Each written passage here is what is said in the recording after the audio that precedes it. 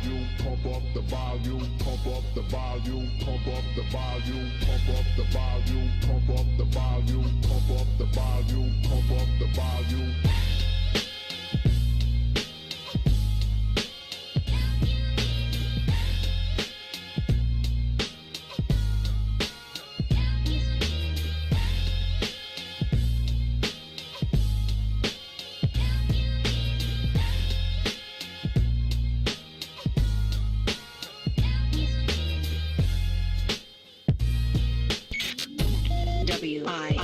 WIFTBPM.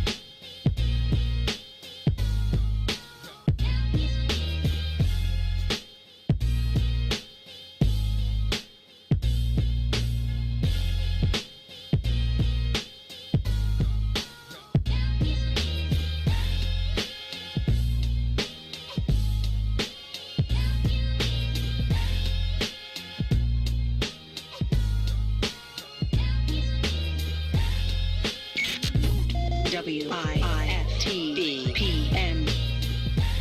Mike Love and Dizz. It's another one. Chicago Famous. Mike Love and Dizz. Classic. Chicago Famous. Chicago Famous. You're listening to Chicago Famous with Mike Love and Dizz. Coming together is the beginning. Keeping together is progress. Don't let nobody stop you. 11 a.m. to 8 p.m. Tuesday through Saturday, or you can find them online at solobeauty.com.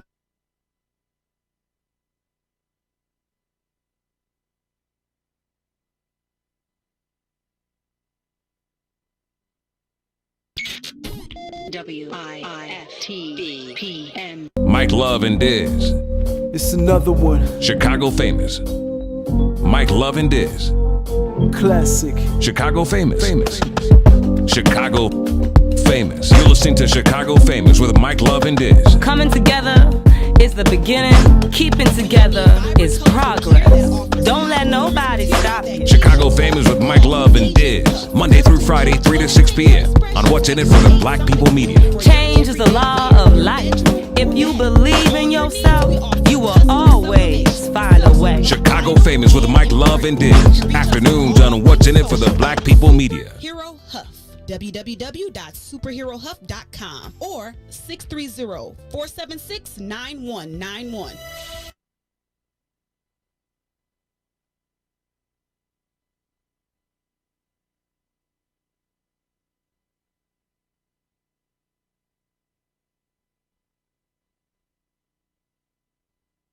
Mike Love and Dizz. It's another one. Chicago Famous. Mike Love and Dizz. Classic. Chicago Famous.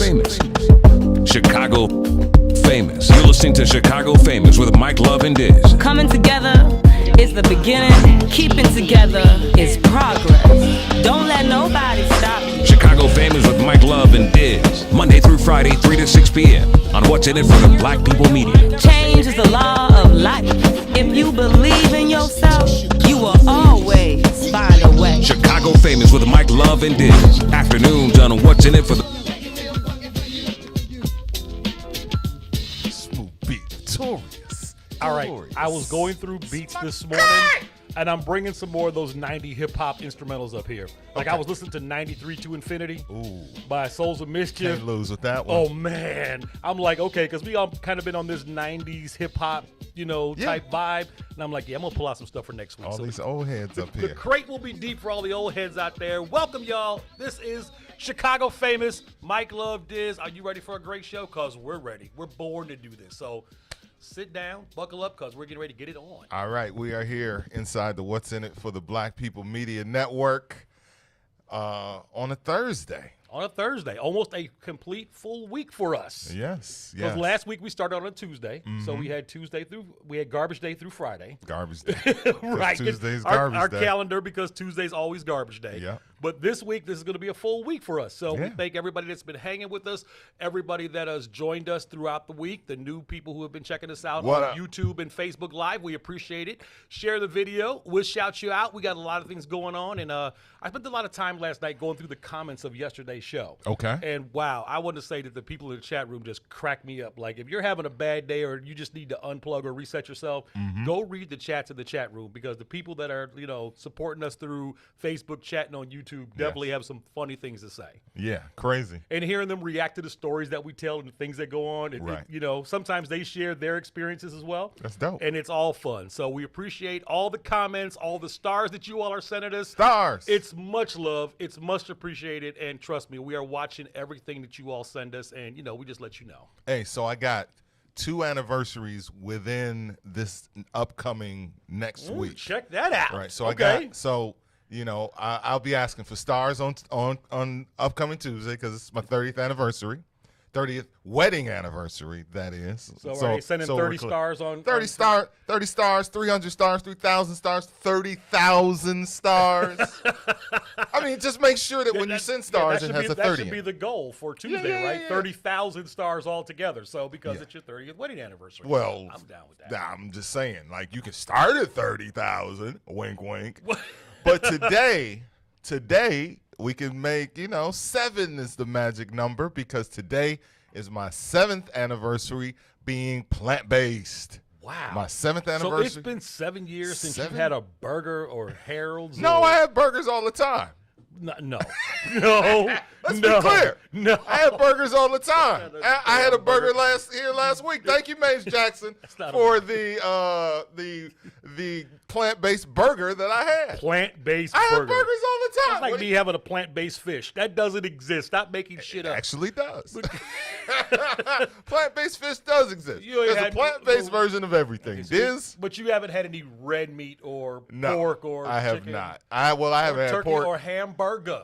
That's suicide to me. Self- That's self-murder. murder, yeah. KRS-One. Exactly. Taking you back. I have not had pork since the 90s. I knew you didn't have pork I since stopped. the 90s. I stopped eating pork in But you the stopped 90s. eating steaks and stuff, huh? Yeah, I stopped eating red meat, white meat. And the best thing about that Green. was Don't I eat could no actually green. go to the store and actually find steaks, because Mike stopped eating them. So I was like, oh, shit, I'm There's about plenty. to load up. There's I'm like, look plenty. at that T-bone. Give me that porterhouse, and I'll take them poke chops and Yep. fire up them coals. So we're all good.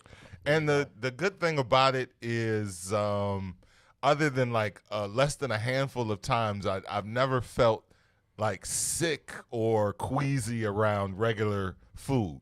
And that to me says something about the strength of the drugs in the food, because although I don't want to eat it, every time I see a pizza to this day, like a regular pizza, like if my family orders a pizza or my wife makes one from scratch, it still looks like something I could eat. Okay. I would never eat it and don't eat it because it's got cheese and probably some kind of meat topping.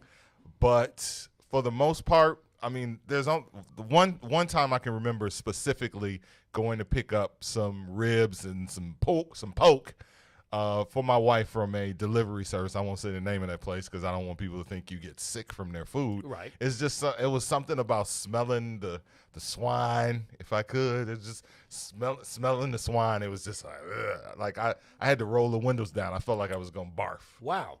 So, like, if you drive through the hood and people are barbecuing, you can't take it? No, that's what I'm saying. That's Okay. the. I'm getting ready to say, bruh, No. you just going to stay in Schaumburg your whole life now, aren't you? Schaumburg. You ain't going to be rolling through no Robbins or Markham anytime soon. Unless they making like I can't smell that Boca burger on the grill like I can right. smell It that doesn't real have, meat. It doesn't have a smell. Okay. No, you know what? I don't have a problem with it. I don't have a problem with anything on any grill. As a matter of fact, the stuff smells good to me. It smells good. Like when we were barbecuing here at the What's in It for the Black People media cookout, when we started last Tuesday, it smelled great.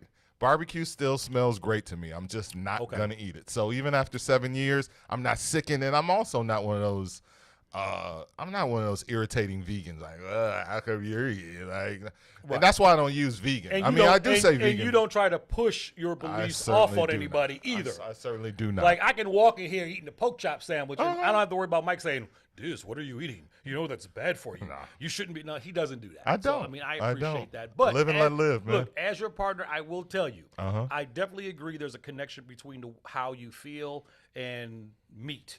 True. All right? Because a lot of times, especially today, with a lot of meat, the way it's grown, the way it's put together, they add a lot of hormones and stuff like that to speed up the growth process and all that. So, yeah, that has a tendency to get into your system and make you sluggish, slow you down, slow your brain down. But with that being said, even in a plant-based diet with vegetables, also be careful and be mindful of the vegetables that you eat as well. True. That's why, as a gardener, when I gave you my fresh tomatoes out of the garden, Man. and we're like, look, there's a world of difference here. Man. It was like, and I know we live in a man. climate where we can't garden 365 days out of the year, so we got to do what we got to do in the wintertime. Yeah. But when you have canned green beans or store-bought green beans compared to the fresh green beans, like the bucket I picked today, Right. it was like there's a world of difference. When there's no chemicals involved, everything is natural.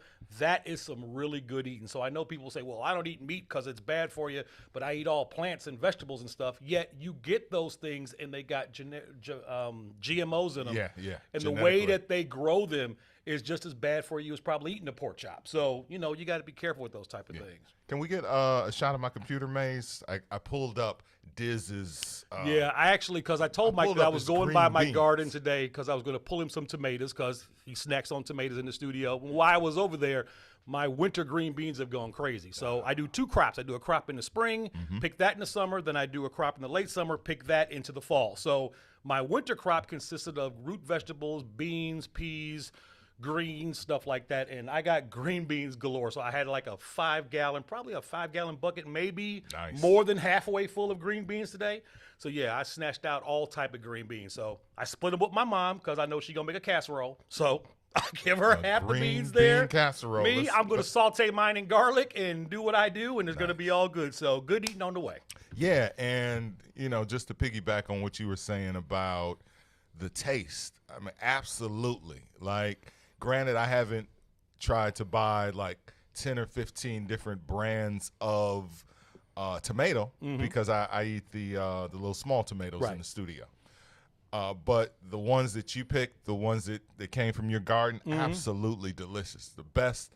And I've been eating, you know, those types of tomatoes, store-bought ones, for years and never tasted anything remotely close to what you grew in your garden. And trust what me, you as brought in. gardening season rolls back around next year, I'm going to bring some fresh cucumbers up here, Nice. zucchini. Once again, if you like to cook peas or beans or something like that, I always do that. I pulled maybe 10, 11 watermelons in my garden this year. Okay. So, I mean, I'm always growing something, but you can always taste the difference between store-bought and fresh. And, you know, Absolutely. for those of you out there that think you need a big plot of land to garden, trust me, you don't. Hey, if you have garden questions, maybe you want to start a garden next year, Boom. or you want to know what to do with stuff, always leave it in the comments. Hey, hit us on our Facebook page, hit us on YouTube, whatever it is. Let me know. Hey, I will hit you back, instant message you, whatever I got to do, and I will let you know how I put it together because it's really not as hard as you think. When I first started gardening, I went to Menards, got a couple plants, stuck them in the ground, was like, that's a garden. I quickly learned I could do better. And now I consider myself a master gardener, so Nice. there ain't nothing I can't grow. And on the plant-based lifestyle, you know, people know that that's hard. I mean, it certainly is hard because it's a life change. Yeah, I Like- give you credit because like that's hard. Yeah. I mean, I remember when I had to lay off a pop.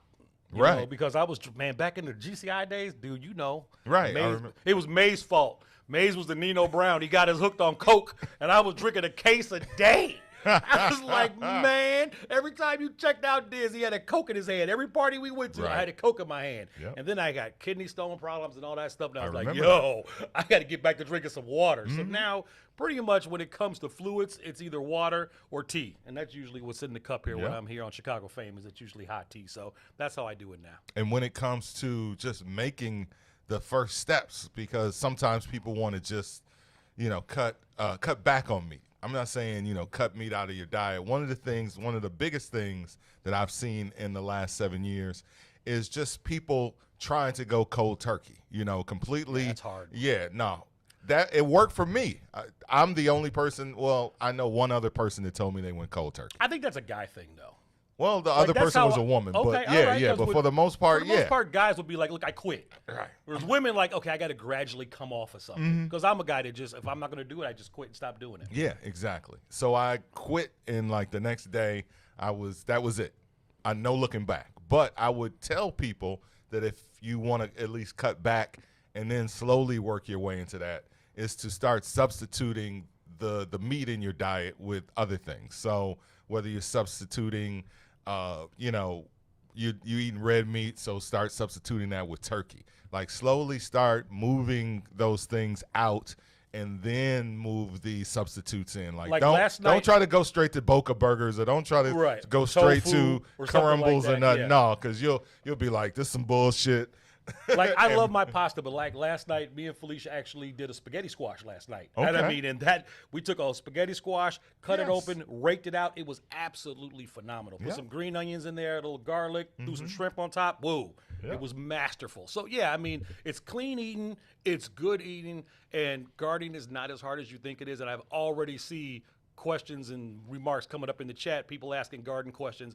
Trust me, I will log back on later on this evening and answer everybody's questions, because I love to share gardening tips with people, because, again, it's a great thing to do. Food is fantastic, and it's really not that hard. Yep. And I would say I'm going to go through and look for plant-based questions, but I won't be. So if you I'll got- let you know. if you Because, got- like I said, I'm sitting up all night looking at stuff. So, I mean, got you know, questions, I go through good it. luck. Somebody put portobello mushrooms are No, great. yeah, there's a substitute. lot of absolutely. Yeah. Bianca Tate, there's absolutely a lot of plants that you can substitute for meat. There are some things that I can't Absolutely. do, though. Like wheat pasta. No. Okay. No. Hell no. I tried it a few times, tried to make it several different ways. Even got it from somebody who makes their own pasta, and it just didn't work for me. So Okay. that's one thing that I just can't step across that gun line. Yeah, there are a lot of different things, a lot of different directions you can go with it. Things that you can substitute, put these things in, take these things out. So it's really about just baby steps. Don't See? try to force your way into Exactly. it. Just because you see Beyonce say, all right, we're going to do 21 days, no meat. Right, that's what it is. They get excited because a celebrity didn't jump on Right. it. And I'm And telling they're like, you, I in a can do week- that. Day 3, they're like, okay, There you go. I quit. Nia B says she'll answer your questions. That's right. Shout out to you.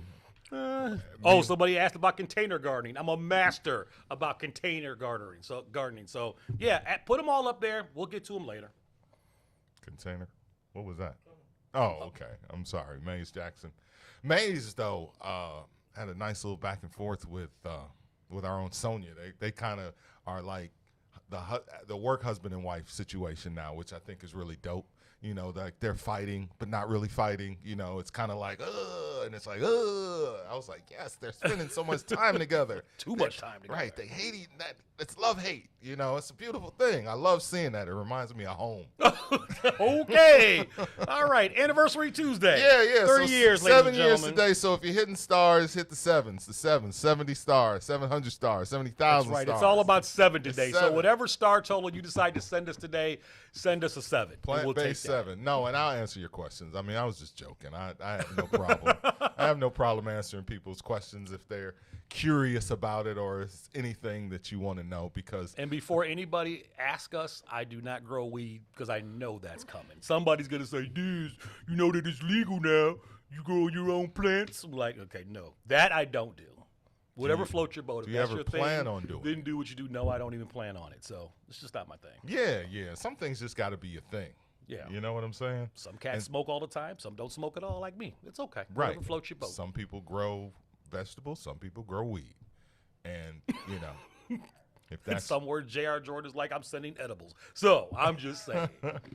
So speaking of meat, this Travis Scott meal at McDonald's is Yeah, talk out of- about it. is out of fucking control. Talk about it. The thing about and here's another thing. Like, so I'm 7 years plant-based, and I promise you, they still make that shit look like, oh, that looks like I totally would never eat it. I would totally never go to McDonald's.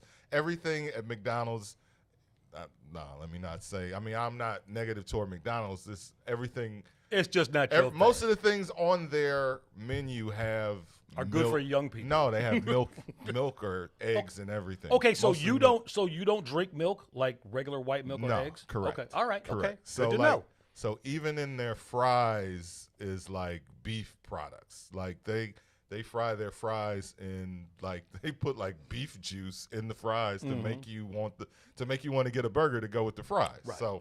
So there's either meat or eggs or beef in everything. So, but the Travis Scott meal, which is, from what I understand, he's the first time that someone's got their own meal at McDonald's since Michael Jordan in 1992. So rewind this real quick. Tell everybody who Travis Scott is. So Travis Scott is a rapper.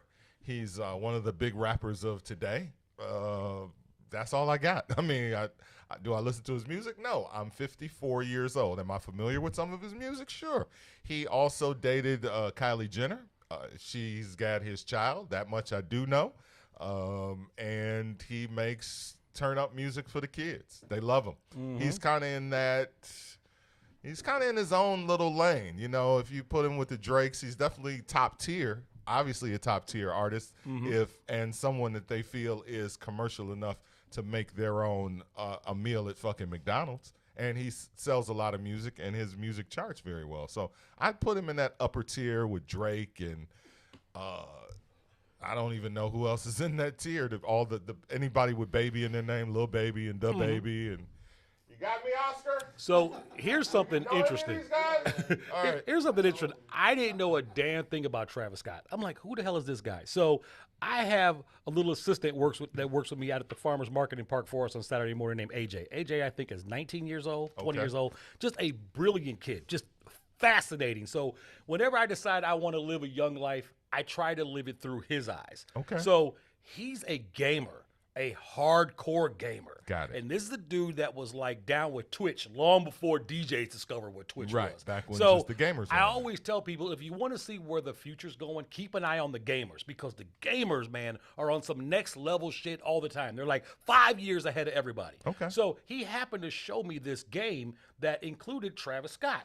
And I was like, who is that? He was like, oh, that's Travis Scott. He's a rapper, but he can't put out his album right now because of what's happening. So he implemented himself into this game that millions of people were playing together on Twitch. So Travis Scott found a way to weave himself in a community to keep himself super hot while there was no videos or while things were getting crazy online. Okay. He connected to that gaming community, which just lit his fire. And I guarantee you, McDonald's looked at what he was doing in the gaming community and looked at who he was appealing to and was like, yo, okay, we got to go hook up with this dude, because this dude has definitely touched on a area that we need to market to. So, yeah, I mean, Or just bodies, The you know? name doesn't come across to us as a couple of old guys as somebody we would know, but trust me, this cat is smart. I look at him kind of like the 50 Cent of this generation. Travis Scott is on some next level shit. And when I found out he had his own meal at McDonald's, I'm like, see, that dude right there, he's on some next level thing. So, I mean, Absolutely. I may not listen to his music. I may not understand the things that he says, but I'm not going to take away a young brother making moves and looking towards the future, because that's what we say. Look ahead all the time. It's fun to go back sometimes, but you can't drive a car backwards. Always forward. And Travis Scott is somebody who's taking young people on a journey. And he has a $6 meal at McDonald's, the Travis Scott meal, that is turning McDonald's into the new Popeyes. They running out of hamburger meat at the damn McDonald's. Crazy. Something that you would never expect. Right. But again, you know, supply and demand. You know, demand is high, and people are coming in for this this meal, this value meal, and it's flying out the door. So McDonald's they haven't gotten, again, it hasn't gotten to Popeyes, you know. Yeah, it's not Popeye's mass hysteria yet. Yeah, not but yet. it's making a buzz. But- They're talking about it. But also, you know, you certainly have a lot more McDonald's locations, you know, than you have Popeyes locations. So you probably won't have as much of a problem. But yeah, I mean, it's getting to a point where it's starting to have an effect. Do you know what's in the there's a meal? shortage. Do you know what's in the meal? Burger, fries, and It's like a quarter pounder with bacon, and then fries come with barbecue sauce, and then I think it's a Sprite. Yeah, I think that's what it is. it is. It's a quarter pounder with cheese, bacon, and lettuce, a medium order of fries. Come on, fam. Right. Throw it. just to make you upgrade, just so you don't pay the $6. I already see it. Man, can I get the large with that? But then again, it was like small or large back in the day. Right, Now you got a no medium fry. so right. there you go. They got a medium fry. That's an upgrade. But yeah, it's $6, and you can only order it through the McDonald's app. So you used to be able to go in. So that's how popular it's gotten. Talk to me about your goddamn app. I don't want your app. They pulled it off the actual menu. So that's another genius move on McDonald's part, is to get people to download the McDonald's app. But it's interesting because you pull up to the drive-thru and you'll see it on the menu. But they'll make you download the app in order to get it. I want your damn app. So anyway, we can get all your information. Right. Like what is that? What is the government?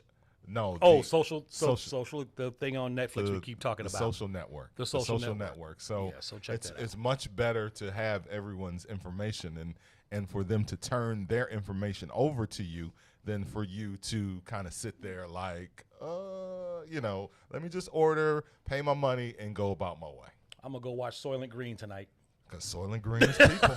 Hey, October's on the way. Wait till October gets here and I give you my 31 days of Halloween. But we got to go to a break, pay a few bills, take care of some business. So don't forget, if you're going to star us today, hit the gold star down there, since Mike is celebrating 7 years of being a vegan, vegetarian, whatever you want to call it. Or plant-based. Plant-based. So all stars. Because vegan means that you don't fuck with leather on your shoes and your belt. And that's some bullshit. All right, I got you on That's that some one. bullshit. I got leather you on the won't bottom. even wear my Lonzo coat if that's the case. Oh. Because I'm down with my levels. Right. Oh, So- I put a leather on in a heartbeat as well. So if you're going to send let's be stars clear. today, send them in denominations of 7. So you can send 7, 27, 700, 7,000, 70, whatever it is, 37, 47. All star counts come in 7s today. Let's go. Hit that star button, support the show. We are Chicago Famous. WIFTVPM. Shop at Black owned and operated Solo Beauty, where you are appreciated and respected. Located at 8158 South Cottage Grove, Solo Beauty can supply all of your black hair care needs. Solo Beauty is open from 11 a.m. to 8 p.m. Tuesday through Saturday, or you can find them online at solobeauty.com. What's up, good people? This is Herb Howard, one half of I Said What I Said. Make sure you tune in every Monday, Wednesday, and Friday, 1 to 3 p.m. right here on What's In It for the Black People Media. It is intellectual thuggery at its finest. The Blackest Conversation, Herb Howard, Tucson Warner, Monday, Wednesday, and Friday right here on What's In It for the Black People Media, 1 to 3 p.m. When you need vibrant, colorful gear that offers high-performance material that keeps you cool, call Agent Huff Custom Gear. Let us take your expressions and create something new for your everyday wear, your bedroom or bath. For all your needs, we offer custom sublimation, silkscreen, vinyl, and embroidery. You can reach us on all things social at Superhero Huff. www.superherohuff.com or 630-476-9191.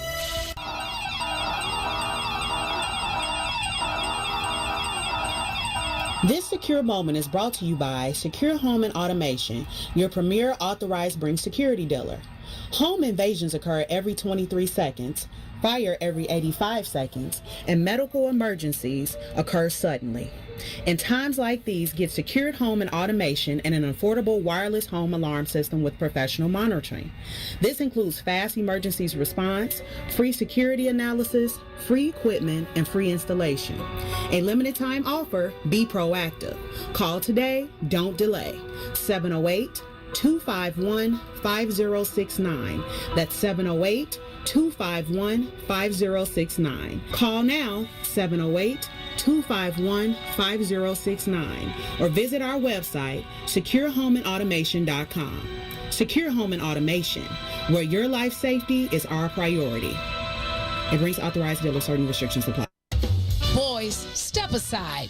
The radio rookie is in the building. The Book of Dawn, Monday through Friday, 9 a.m. to 11 a.m. on What's In It for the Black People Media. I was going to ask you, so, growing up, did you ever have an old racist family in your neighborhood? Did you have one live next to you or one down the street? Just somebody's house that you know on the block, you didn't want to go nowhere near that house. The neighbor who was directly behind us had a real problem coming outside seeing my white mother and my black father. We got us the gun line. This dude built an 8-foot fence, more like 10 foot. So he put up the Huck Finn joint. Exactly. That shit looked like a castle.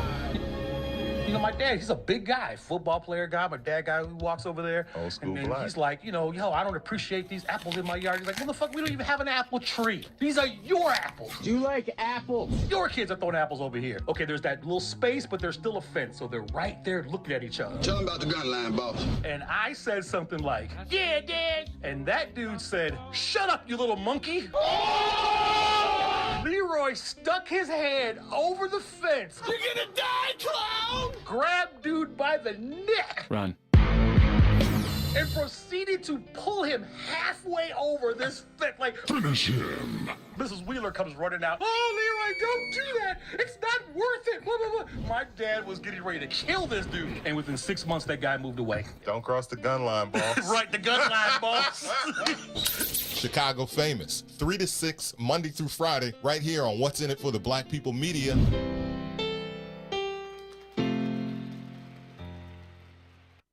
Are you curious to explore the intellectual currents that channel our thoughts and frame our reality? Have you ever meditated for relaxation and accidentally discovered the universe in the process? These matters and many more you may never have even thought of will be yours to explore as you come with me into Muwakil's world. Every Monday, Wednesday, and Friday from 11 to 1, right here on What's in It for the Black People Media. WIFTVPN.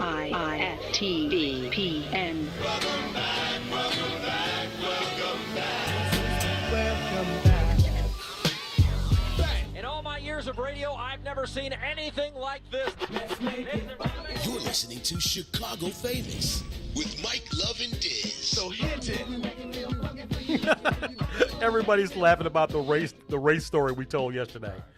How my dad just snapped off and almost killed the neighbor behind our house. If you get a chance, you can go back on YouTube or Facebook and you can actually watch that entire episode and see that story. When did we do that story? In the first hour. Yep. I think that was hour 3. So you can go back to the first hour of Chicago Famous yesterday and hear the entire story. But yeah, we were talking about the old racist white guy on the block or racist lady on the block, and it kind of morphed into a situation that my family experienced, and we were doing our thing. Chicago Famous. Excuse me. Chicago Famous, Mike Love and Dizz. We are here coming up at 4 o'clock.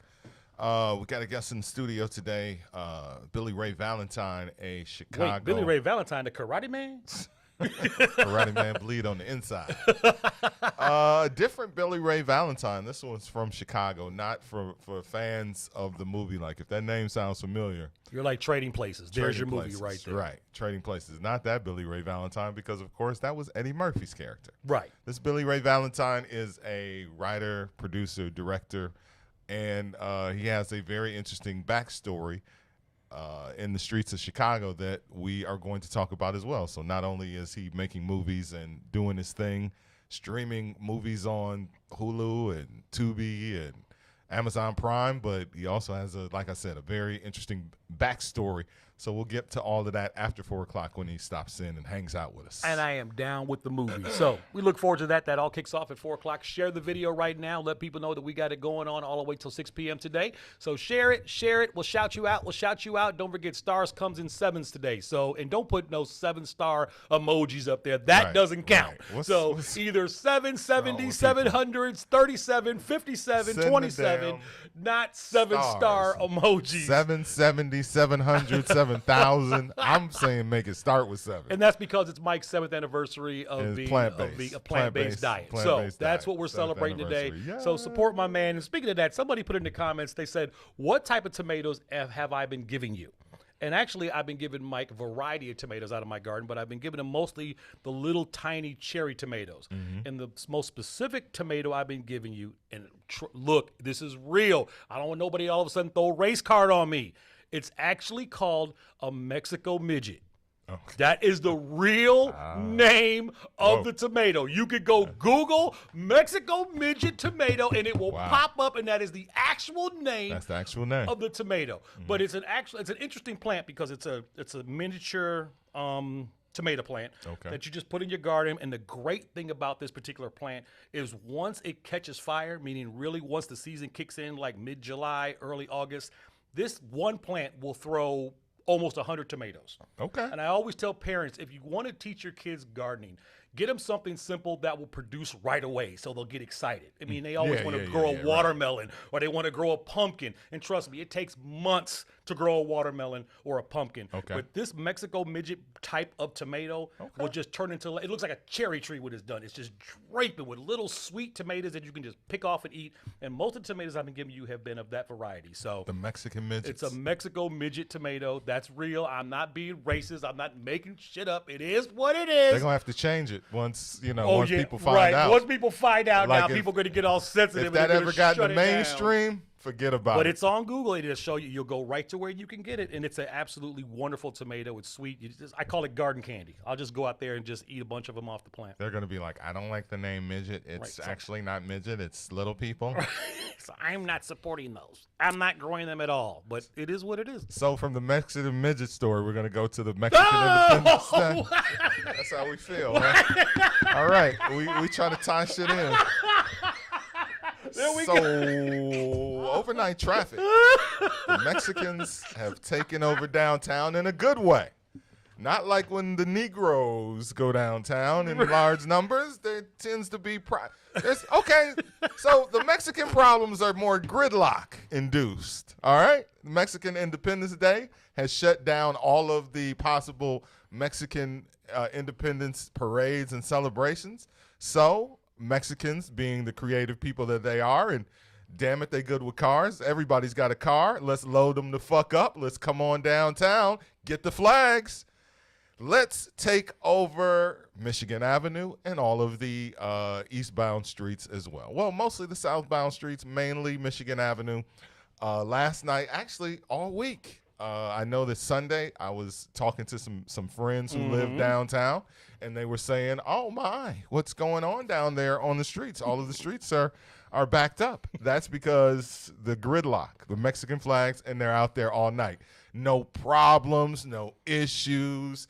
That, of course, is They are just celebrating their heritage. Right. And a lot of times, they're blocking off certain areas because, of course, the bad news is that word is getting out that I like to say white folks, because those are the people that are infiltrating everything. So word is that there's some concerns and some news leak that some people were going to try to infiltrate the Mexicans and kind of start fucking shit up. I don't think so. No. Not going to happen. Not with Mexicans. Not theirs. You not are going to happen. Infiltrating. Unfortunately, when it comes to black folks, we seem to just be open to getting infiltrated all the time. With other races, that's because we don't fall for the banana in the tailpipe. They're like, oh no, we're not even playing that shit.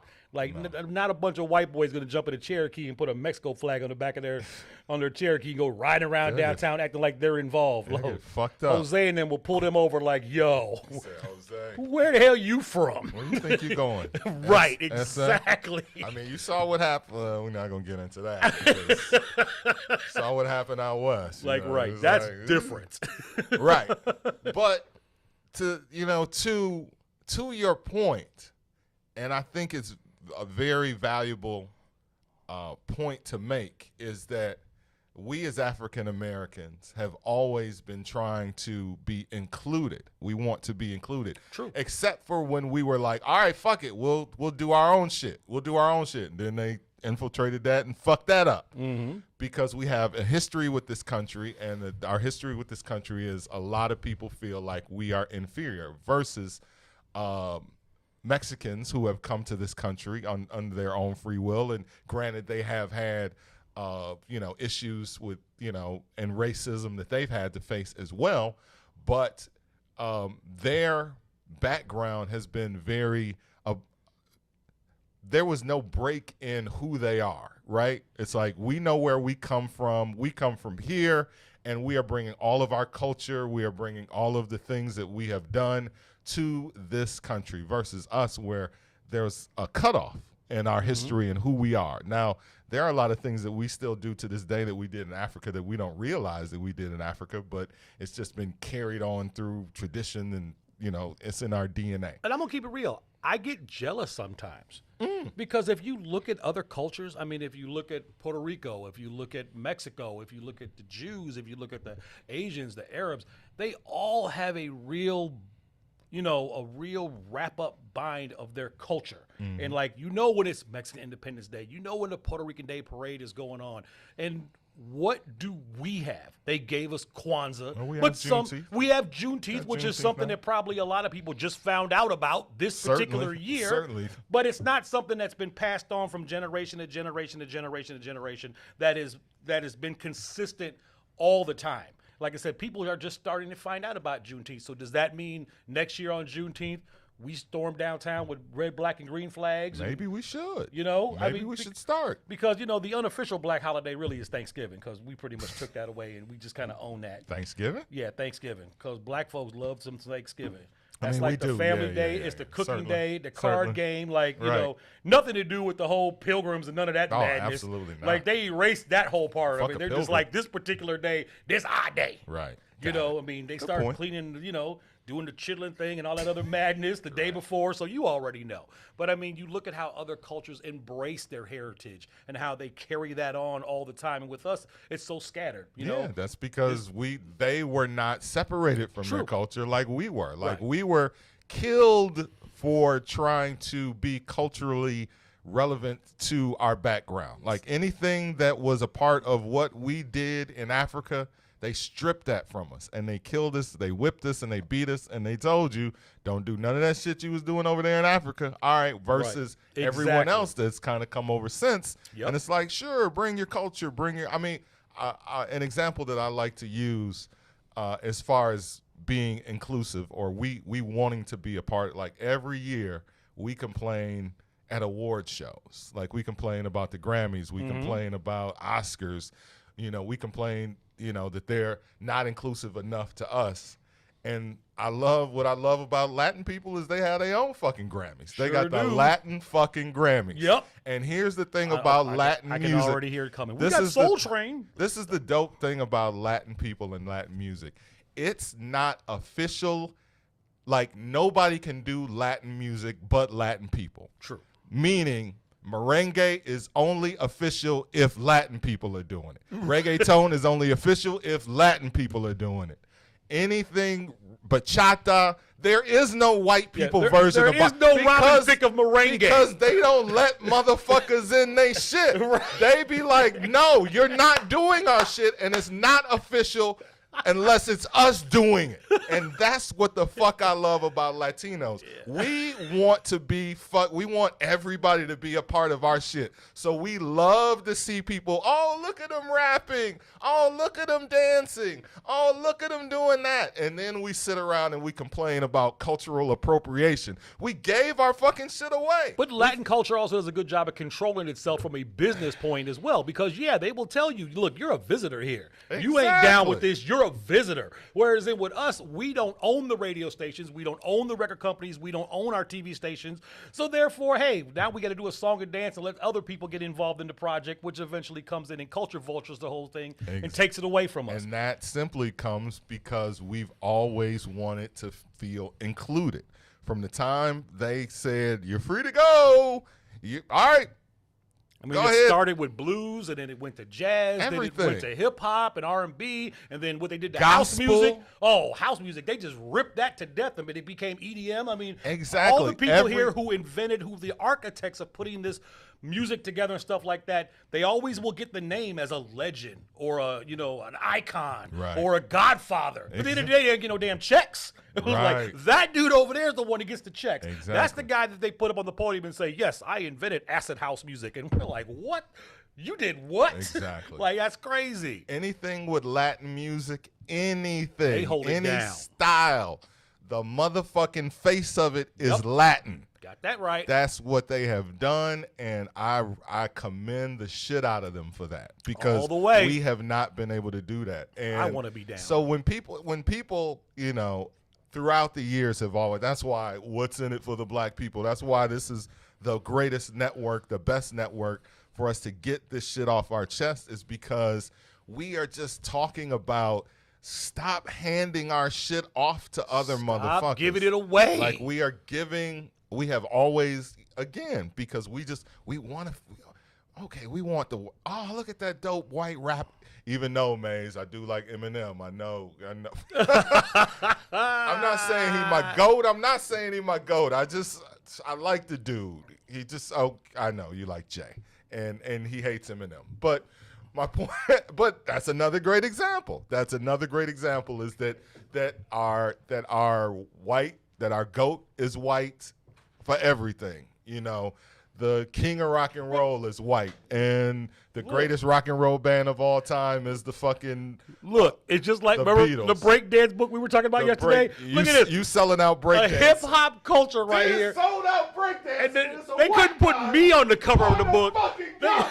They couldn't put me on the cover. Of course they couldn't. They put me on page 61 in the book, and they put the white boy on the cover for an art form that was put together by people of color. So, I mean, exactly. There you go. Blacks and Latin.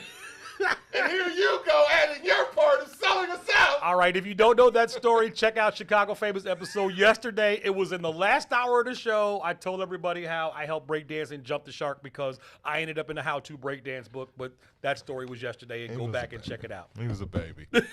And he didn't have, like, Sonia Escobar, a parent standing over him like, don't sell our fucking shit out. Right. Don't hand our shit over. But that's why it's important that we have this platform to say the things that we say and teach as well. I always will stress that, we have to teach people. We have all made mistakes. We've all been through crazy stuff. Hey, we've had bad contracts working on the radio. We did shit where we thought we had it going on, man. They were like, we'll go out to do this live remote. We'll pay you in clothes. And we were like, yeah, I get a half a wardrobe, not realizing that whole shit was going to be played out a year later. And I probably would have been better off taking that check and investing it back into my career or a stock portfolio or property or something else. But when you're young, you're in that mode and you're like, yeah, I want 10 pair of Timberlands because I just do. So, but now But that at we're the here, same time, so now we're in a place where we could be mentors to the generation that is doing the same thing. Mm-hmm. And they look at us as OGs, and they look up to us, but they also feel like the world they live in now is different from our world. And it's really not. It's right. There's nothing new under the sun. Right. Nothing that you are going through is nothing that we haven't already seen. Right. And my dad, he used to always tell me, he told me when I was like 21 years old, he was like, son, I'm 41, you're 21. I've been 21 before. You ain't never been 41. And I'm going to argue that shit. I'm like, Pops was right. He had been 21 already. I ain't never been 41, so it would be in my best interest to sit my ass down and hear what he has to say. And I will admit, I would always listen to what my father had to say. And not all the time did I agree with him. And sometimes he just told me the things that he told me, hoping that he would slow me down. He knew that I had my eye on that $250,000, $300,000 house, but he could hope that he could tell me, say, son, you could actually buy 2 properties for the price of 1, have a rental, have one that you live in, so in case something happens, you have a backup, and that actually might be better. Indeed. So, he told me stuff, and sometimes I was like, yeah, Dad, you know what? I'm going to do that. Other times I went with my own mind. Right. And, sometimes you got to learn on your own. You just got to learn. But, the great thing is to teach, and not just teach young people. You are never too old to learn. And I'm somebody who reads books and goes through stuff all the time.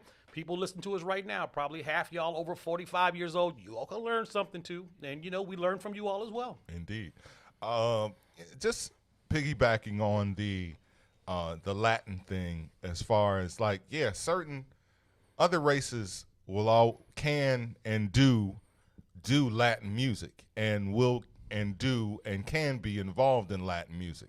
But the point I'm making is that it is not authentically Mexican or Latin unless it is coming from a Latin person. Correct. So yeah, you might see a black girl singing in a band or a group, but I'm telling you, they have you are a guest. They have gospel and then they have traditional gospel. And traditional gospel is black and white, and these are categories in the Grammys. And but the gospel category is white. How fam? Like how? Because we allowed it, because we always, there's no black, there should be a black Grammys. We need our own separate. That's why I love it, just kind of like what Dizz was saying. Like, you envy that. I envy that about Latin people. I agree. They be like, Latin Grammys, nope, don't put us in none of them fucking categories. We on our own network. We got our own show. That's the shit. And because it is it's what like, it is. Who the fuck are you gonna be mad at? You lost against fucking J-Lo, bro. You lost against Pitbull. You lost against Luis Fonsi. You lost against Ricky Martin. Would you mad at that? You ain't.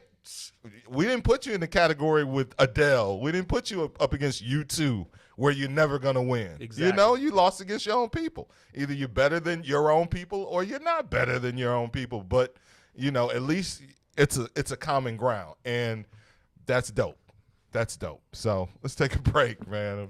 That's great. See what you learned here on Chicago Famous Independence Day. Share the video, y'all. Make sure you share the video. Don't forget, if you're not you don't know about the star program, make sure you hit the gold star down at the bottom. Not the star emoji in your damn phone. Right, not the star emoji. Although we love seeing star those emojis. too, Those are cute. Thank you for sending cute star emojis. We appreciate that. What's the quote from Coming to America? Like, you know, we appreciate the money that jingles, but we prefer the kind that folds. Okay, so the gold stars, that's your folding kind right there. So click on the gold star, support the program. Today we're doing 7 stars for everything. So whether you send 70, 27, 47, 7,000, it's Mike's 7-year anniversary of plant-based diet. So all star contributions are in denominations of 7. So that's how we're doing it today. And real quick before we run off, man, we got to do a T-shirt check, because I'm looking at your shirt and I'm like, okay, that's the police on the shirt. It is. But then it says, fuck NWA. Exactly. Period. Is there a story behind this one, or is that just how it was? It's just a parody shirt. That's interesting. I've never seen the police that shirt. on the shirt, and it says "fuck NWA." Oh, okay, there we go. Because they said "fuck the police." Right, fuck the police, Exactly. and they're the police, and they said "fuck NWA." I got it. What am Right, I right. today? It's one of those like aha. It's an aha moment. It's an aha shirt. Okay, so I'm rocking FloJo on the FloJo. shirt today. The original. Ooh, the original. The original Back weave, when the original Olympics was fake nails. jumping back in she was 1984. Yeah, Indeed. FloJo was Rest fire in back peace. in the day. Rest So in peace. again, the queen. I love the black and white. I love the African American heritage. I love the old school look. So we keep our T-shirt game tight. Chicago Famous on the What's in It for the Black People Media Network. WIFTBPN. Hi, I'm Dr. Willie Wilson. People in Illinois have been crying out for justice, equality, and fairness from their government for years. And it keeps getting worse. Unfair taxes, laws that unjustly imprison nonviolent offenders. The rich get richer, and the everyday people suffer. It's time for a change, and with your help, I'm here to do it. I'm asking for your support as I run for U.S. Senator in 2020. Paid for by Willie Wilson for Senate 2020. What's up, good people? This is Herb Howard, one half of I Said What I Said. Make sure you tune in every Monday, Wednesday, and Friday, 1 to 3 p.m. right here on What's in It for the Black People Media. It is intellectual thuggery at its finest. The Blackest Conversation, Herb Howard, Tucson Warner, Monday, Wednesday, and Friday right here on What's in It for the Black People Media. 1 to 3 p.m. When you need vibrant, colorful gear that offers high-performance material that keeps you cool, call Agent Huff Custom Gear. Let us take your expressions and create something new for your everyday wear, your bedroom, or bath. For all your needs, we offer custom sublimation, silkscreen, vinyl, and embroidery. You can reach us on all things social at Superhero Huff. www.superherohuff.com or 630-476-9191. What's up, good people? You're listening to I Said What I Said with Tucson Warner and Herb Howard. You'll never breed a warrior. Warriors, come out to play. Shh, you hear that? And that's what's happening at every angle. They're creating paradigms where we can only raise feminine men. Yeah.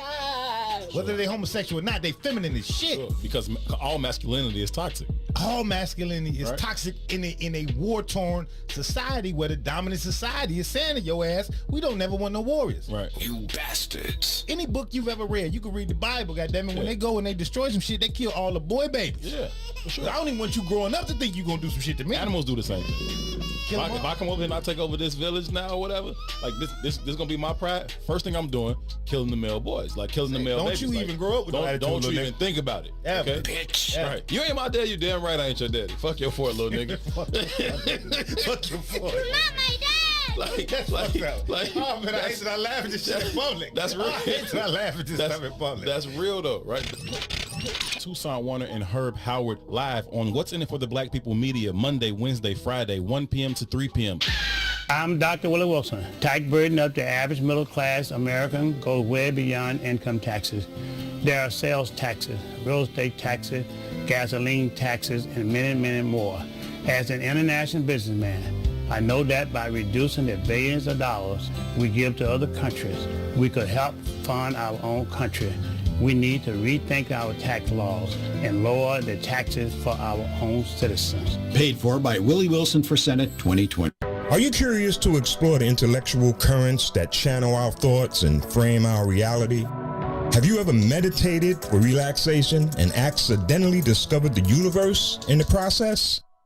These matters and many more you may never have even thought of will be yours to explore as you come with me into Muwakil's world. Every Monday, Wednesday, and Friday from 11 to 1, right here on What's in It for the Black People Media. WIFTVPN.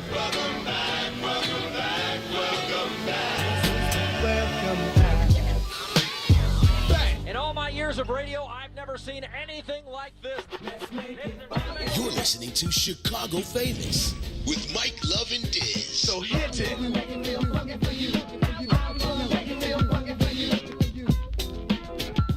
All right. I told you every time we do Chicago Famous, I leave this show and something subliminally stays in my mind. Something subliminal? Yeah, something that we say on the show just kind of stays in my head and just keeps rolling around in there. Then I got to go home and figure out how to get it out. So tonight, I'm going to go home and watch Bloody and Blood Out. Bloody and Blood Out. I'm not familiar with that. Oh my God. I have not. Okay, think of a movie that if you are black, it is a must watch if you are black. Like if you're a black person, you've had to see this movie. Friday. Okay.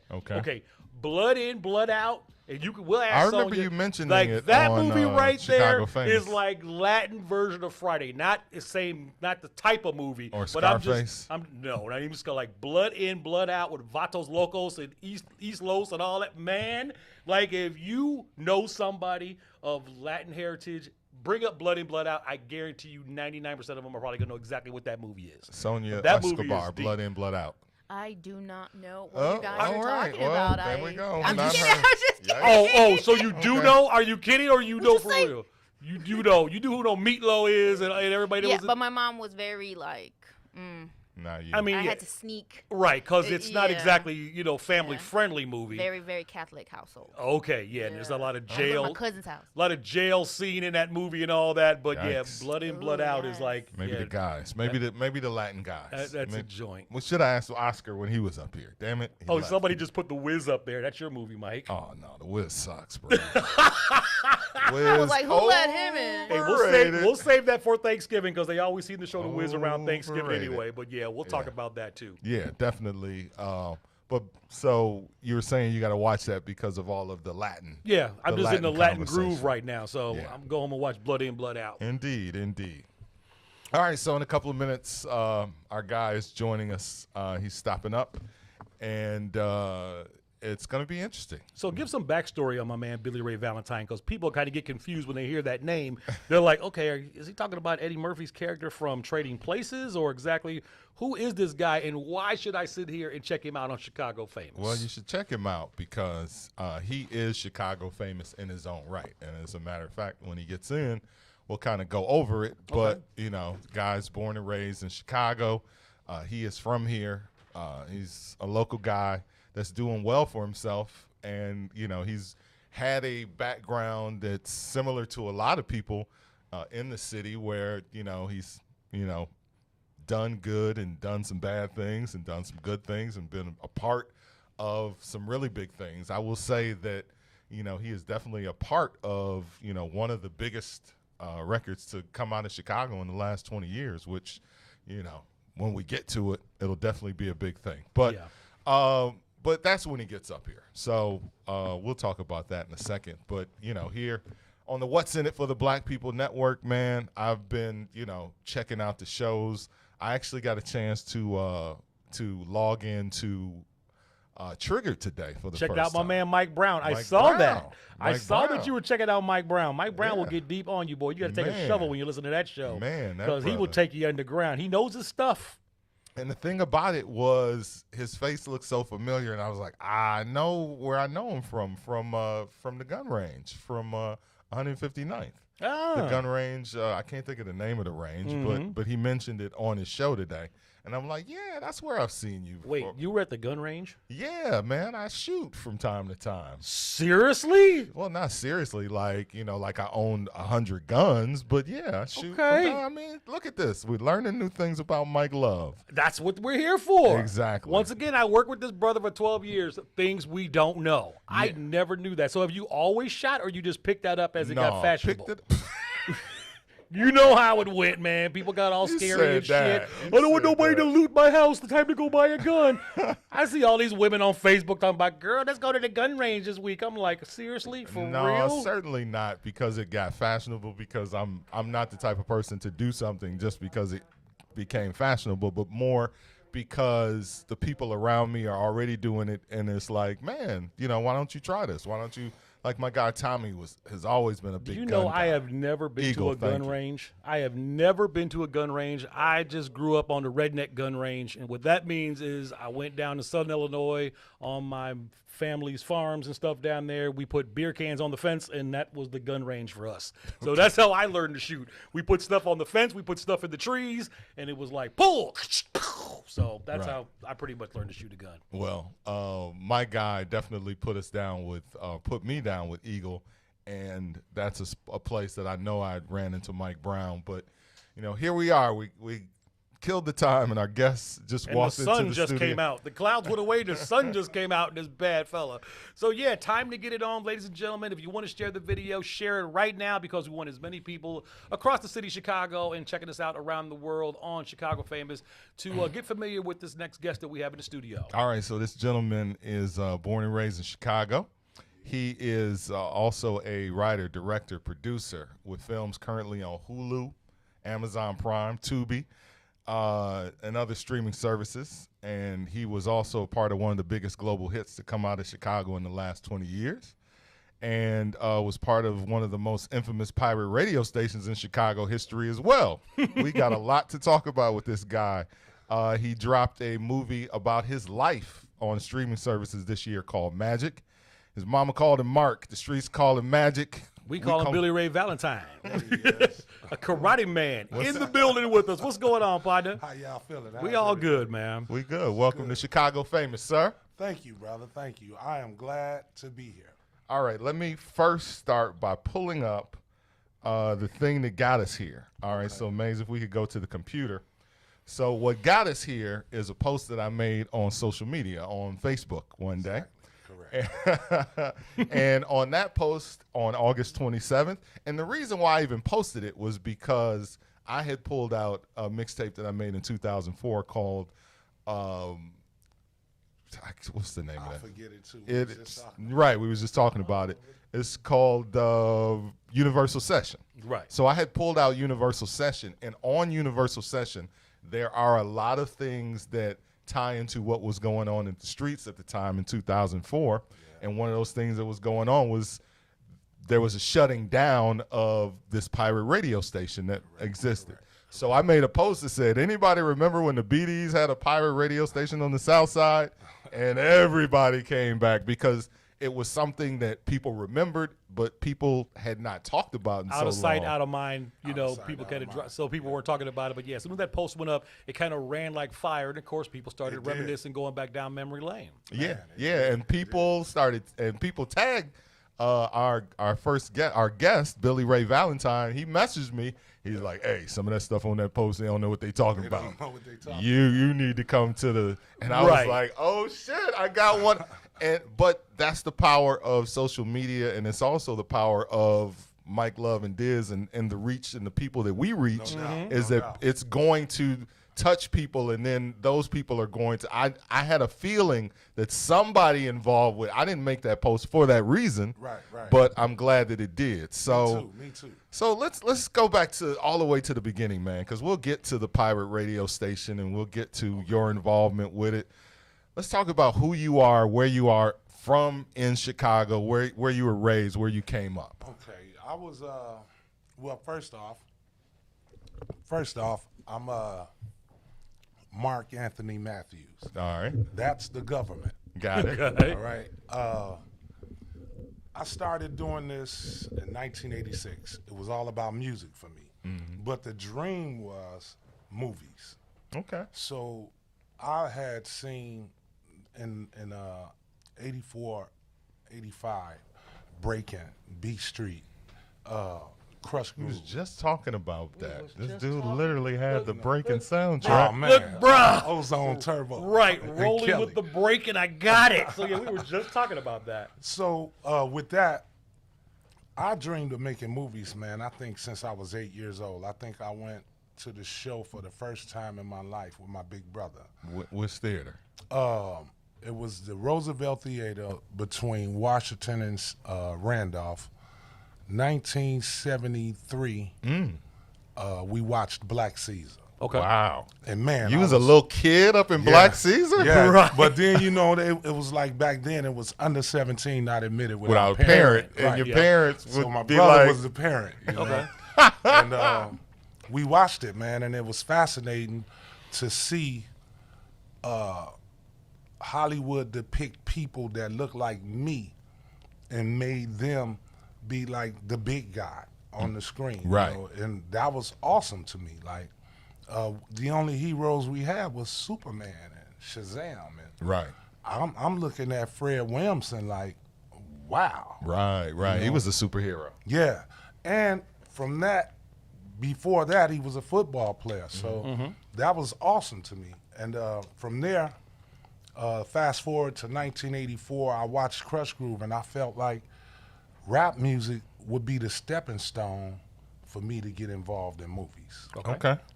And after that, it took off.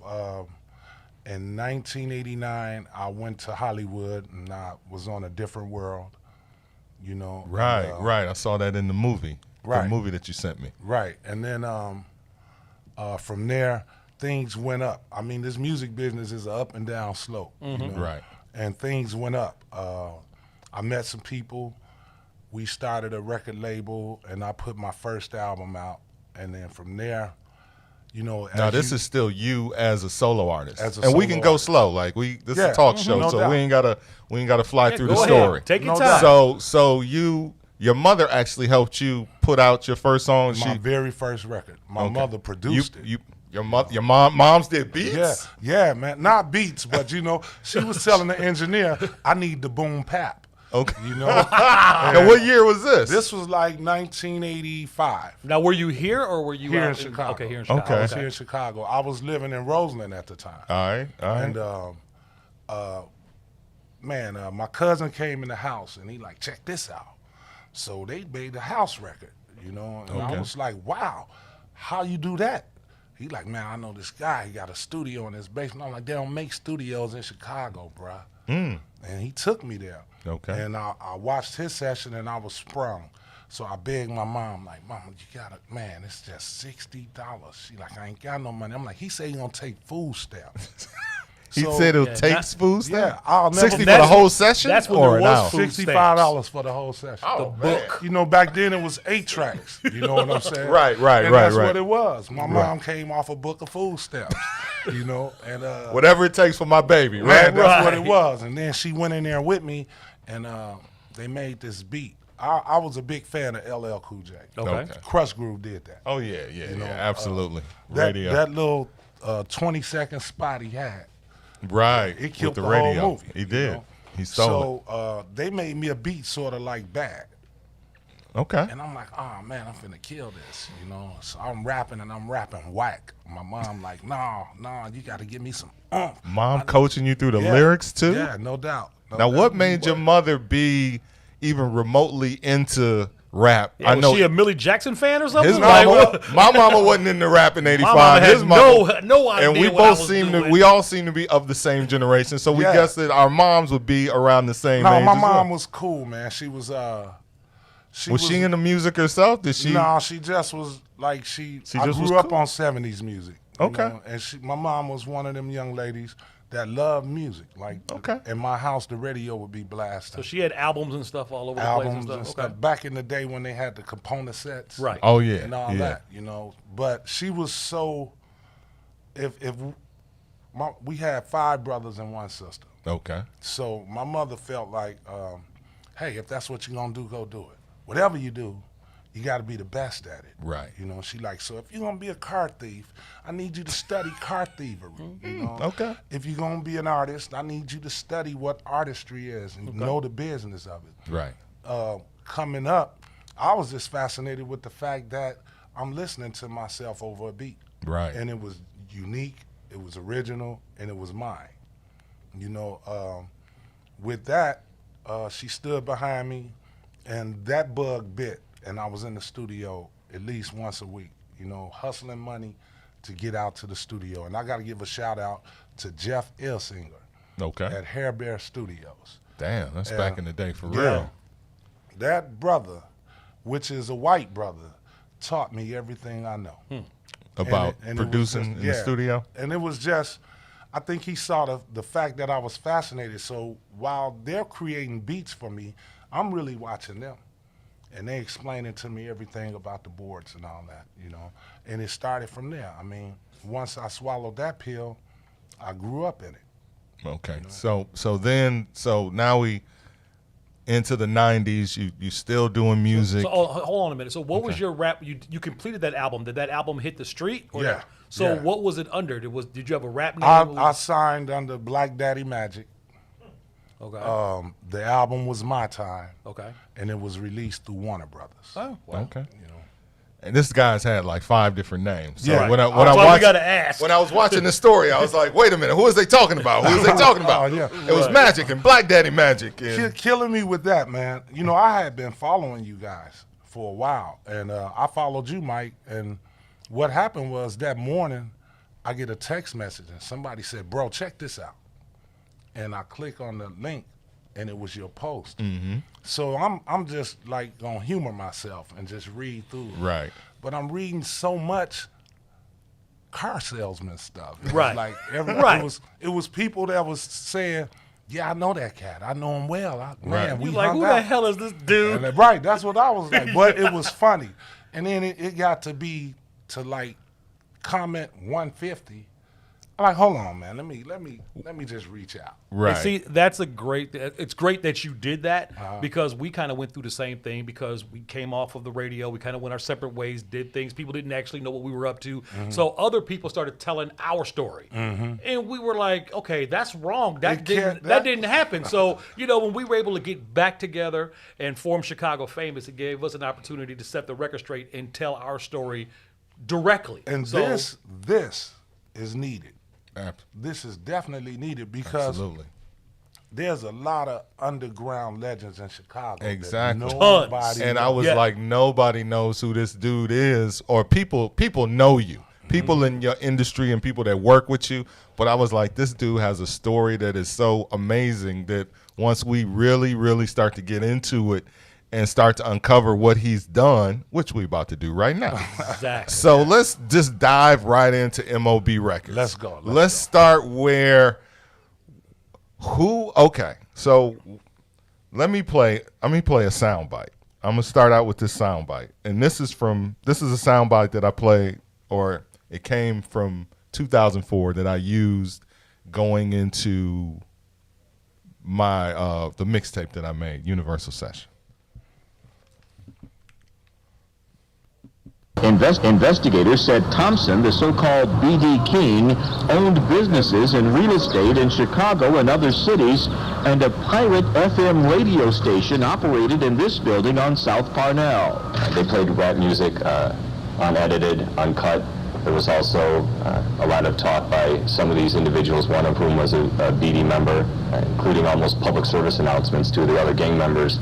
So basically, MOB Records and anything that has anything to do with, well, let's just go back to the beginning. Now you got headphones, so we'll come back to that. Okay. How did MOB Records start? MOB Records, of course, is a label that brought you Bounce It. Bounce. Those of you in the juke culture, you definitely know what that is. Yeah, no doubt. I got it right here. You definitely know what that is. So, yeah, that hit the street. And then, of course, the record that everybody around the world got to know, which is the Casper Slide. So, right. Cha-Cha Slide. So let's go to the beginnings of MOB Records. What is your connection to that label? Okay, as you heard in the soundbite, Marvell Thompson, great guy, really is. You know, circumstances are what they are, but that was a great person, and still is. Right. MOB Records formed. There was an artist by the name of Ice, and he's a legend from Chicago. And as a matter of fact, when I was on A Different World, Ice was on there with me. Really? Yeah. Now, I had, as you saw in the documentary, Mike, I had did a stint in prison. Okay, and when I got out of prison, we had a label in the early '90s that was called Clinch Records, and that's where I signed with Warner Brothers under that label. Okay. And then I caught my prison stint, and fresh out of prison, I come back to the neighborhood, and it's no more studio. It's none of that. And what Marvell was doing at the time was grabbing old buildings, renovating them, making places for people to live that couldn't afford market rent, right? Things of that nature. Right. So he would give you a nice 2-bedroom apartment for $450. Nice. You know what I'm saying? And that was a blessing for a lot of people that was under the struggle. Right, indeed. So I've read a story where he said, "Man, I was just trying to be the Robin Hood of Inglewood." Exactly, and it wasn't like, look, this with that, and let me make this clear: there was violence in Inglewood before Marvell, and there's violence in Inglewood today after Marvell. Absolutely. You know what I'm saying? And what the things that he did, it wasn't violence. It was some criminal activity to create resources to help people out, and that's the honest to God truth. Okay. You know, but circumstances are circumstances. Right. So, and when you create a situation, you have to deal with the consequences and repercussions. So with that, one day I get a phone call like, "Hey man, listen, I just produced Ice, and I want you to come listen to these tracks." So I get there and I listen. Kevin Irvin from Club Nouveau. Okay, yeah, he did House. Yeah, and he did House with me early in the game. But Kevin Irvin had produced Ice. Rest in peace. But and I was like, well, you know, bro, for the lyrics Ice is talking, Curve is an R&B producer.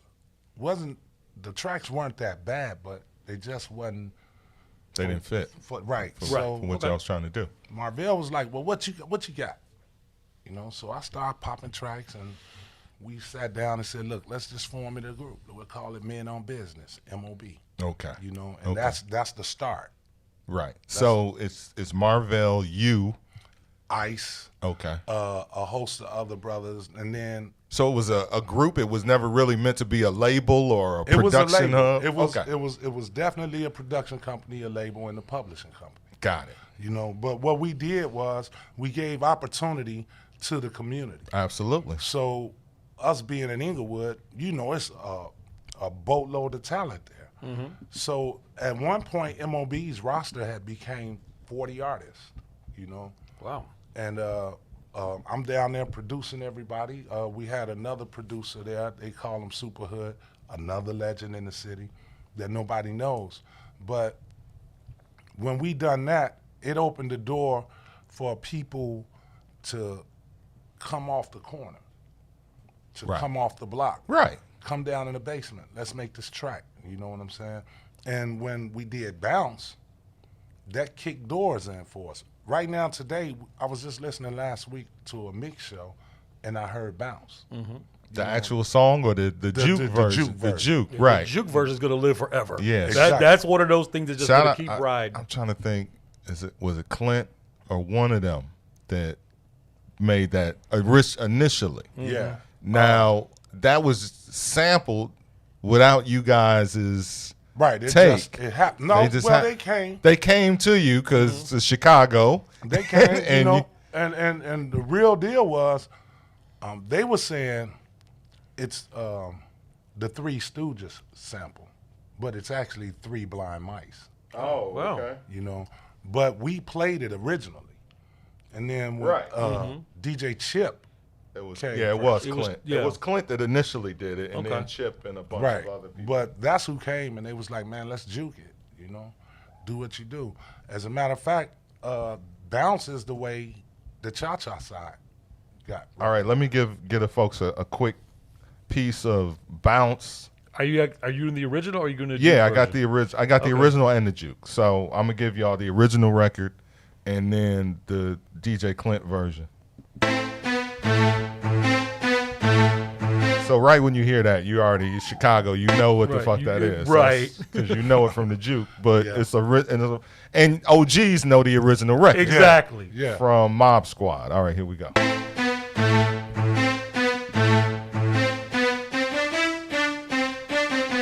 And you can jump around if you want to.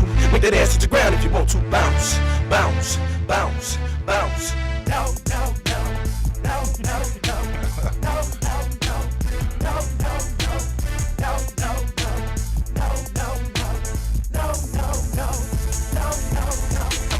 till a bitch quick. Bounce that shit, bitch, bounce that shit. Ain't no if I, should I, could I, would I. Bitch, better tell me where to put I. Double up, Shane Dane, don't stop, bitch, your booty shake. Baby, let me see you drop it like a hot cake. Benjamin, then that rose. We got motherfuckers bending over chicks and they toes. I like this. So a street record. Did its thing in the streets. Yes, it did. Yes, and you know what's crazy? I told Mike yesterday that I was going to bring the 12-inch up here because I got everything. And I pulled it out last night, and then I left it at the house. But I got it. But I got the file. So this is the version that this generation might be young more. Generation. Ooh. Bring your volume way down.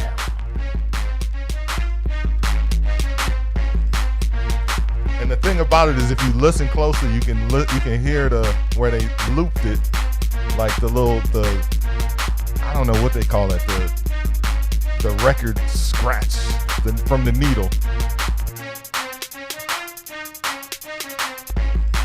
Yeah. Well, they put this on at a skate party. Yeah. The kids went would down, man. go up. So they came to you and they cleared that. They came to y'all.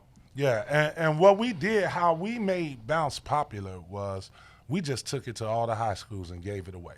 Right. And, you'll sit around and you wait till the crowd leave, and what's left on the ground, you pick those up.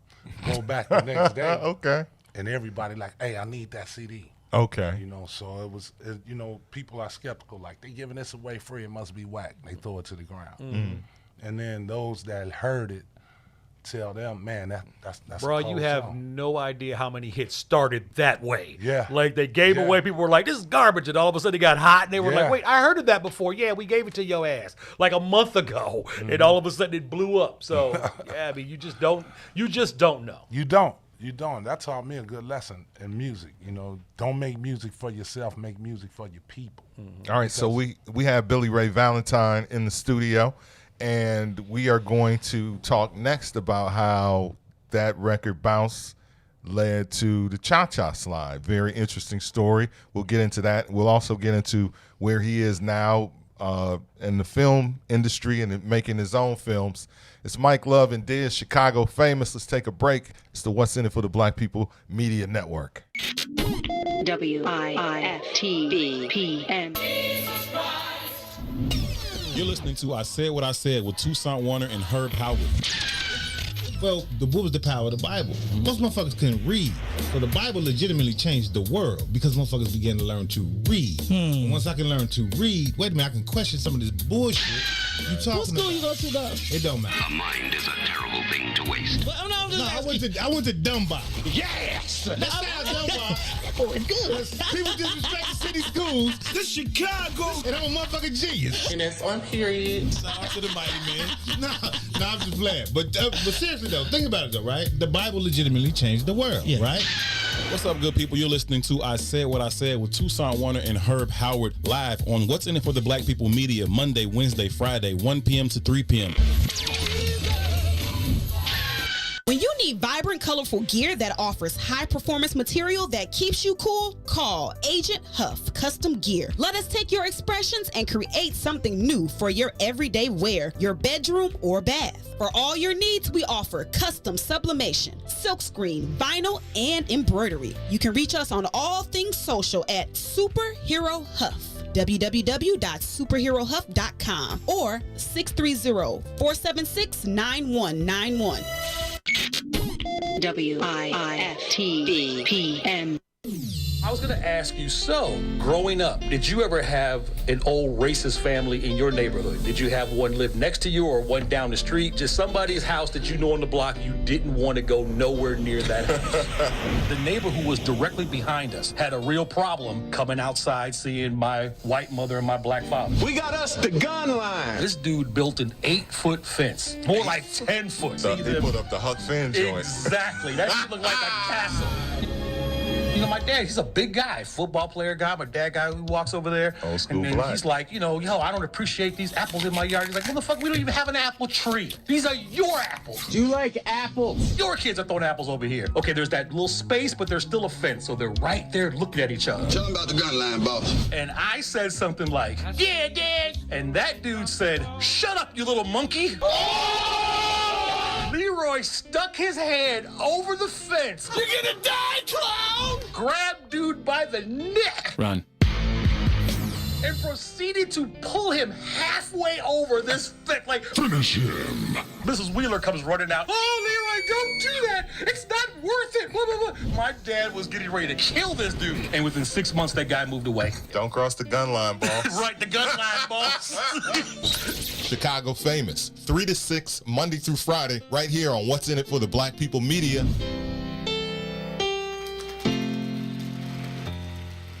WIFTBPM. Welcome back.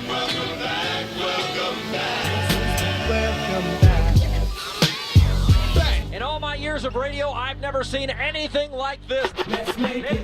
You're listening to Chicago Famous with Mike Love and Dizz. So hit it. Okay, in the words of Alonzo, gonna get education today. Yeah.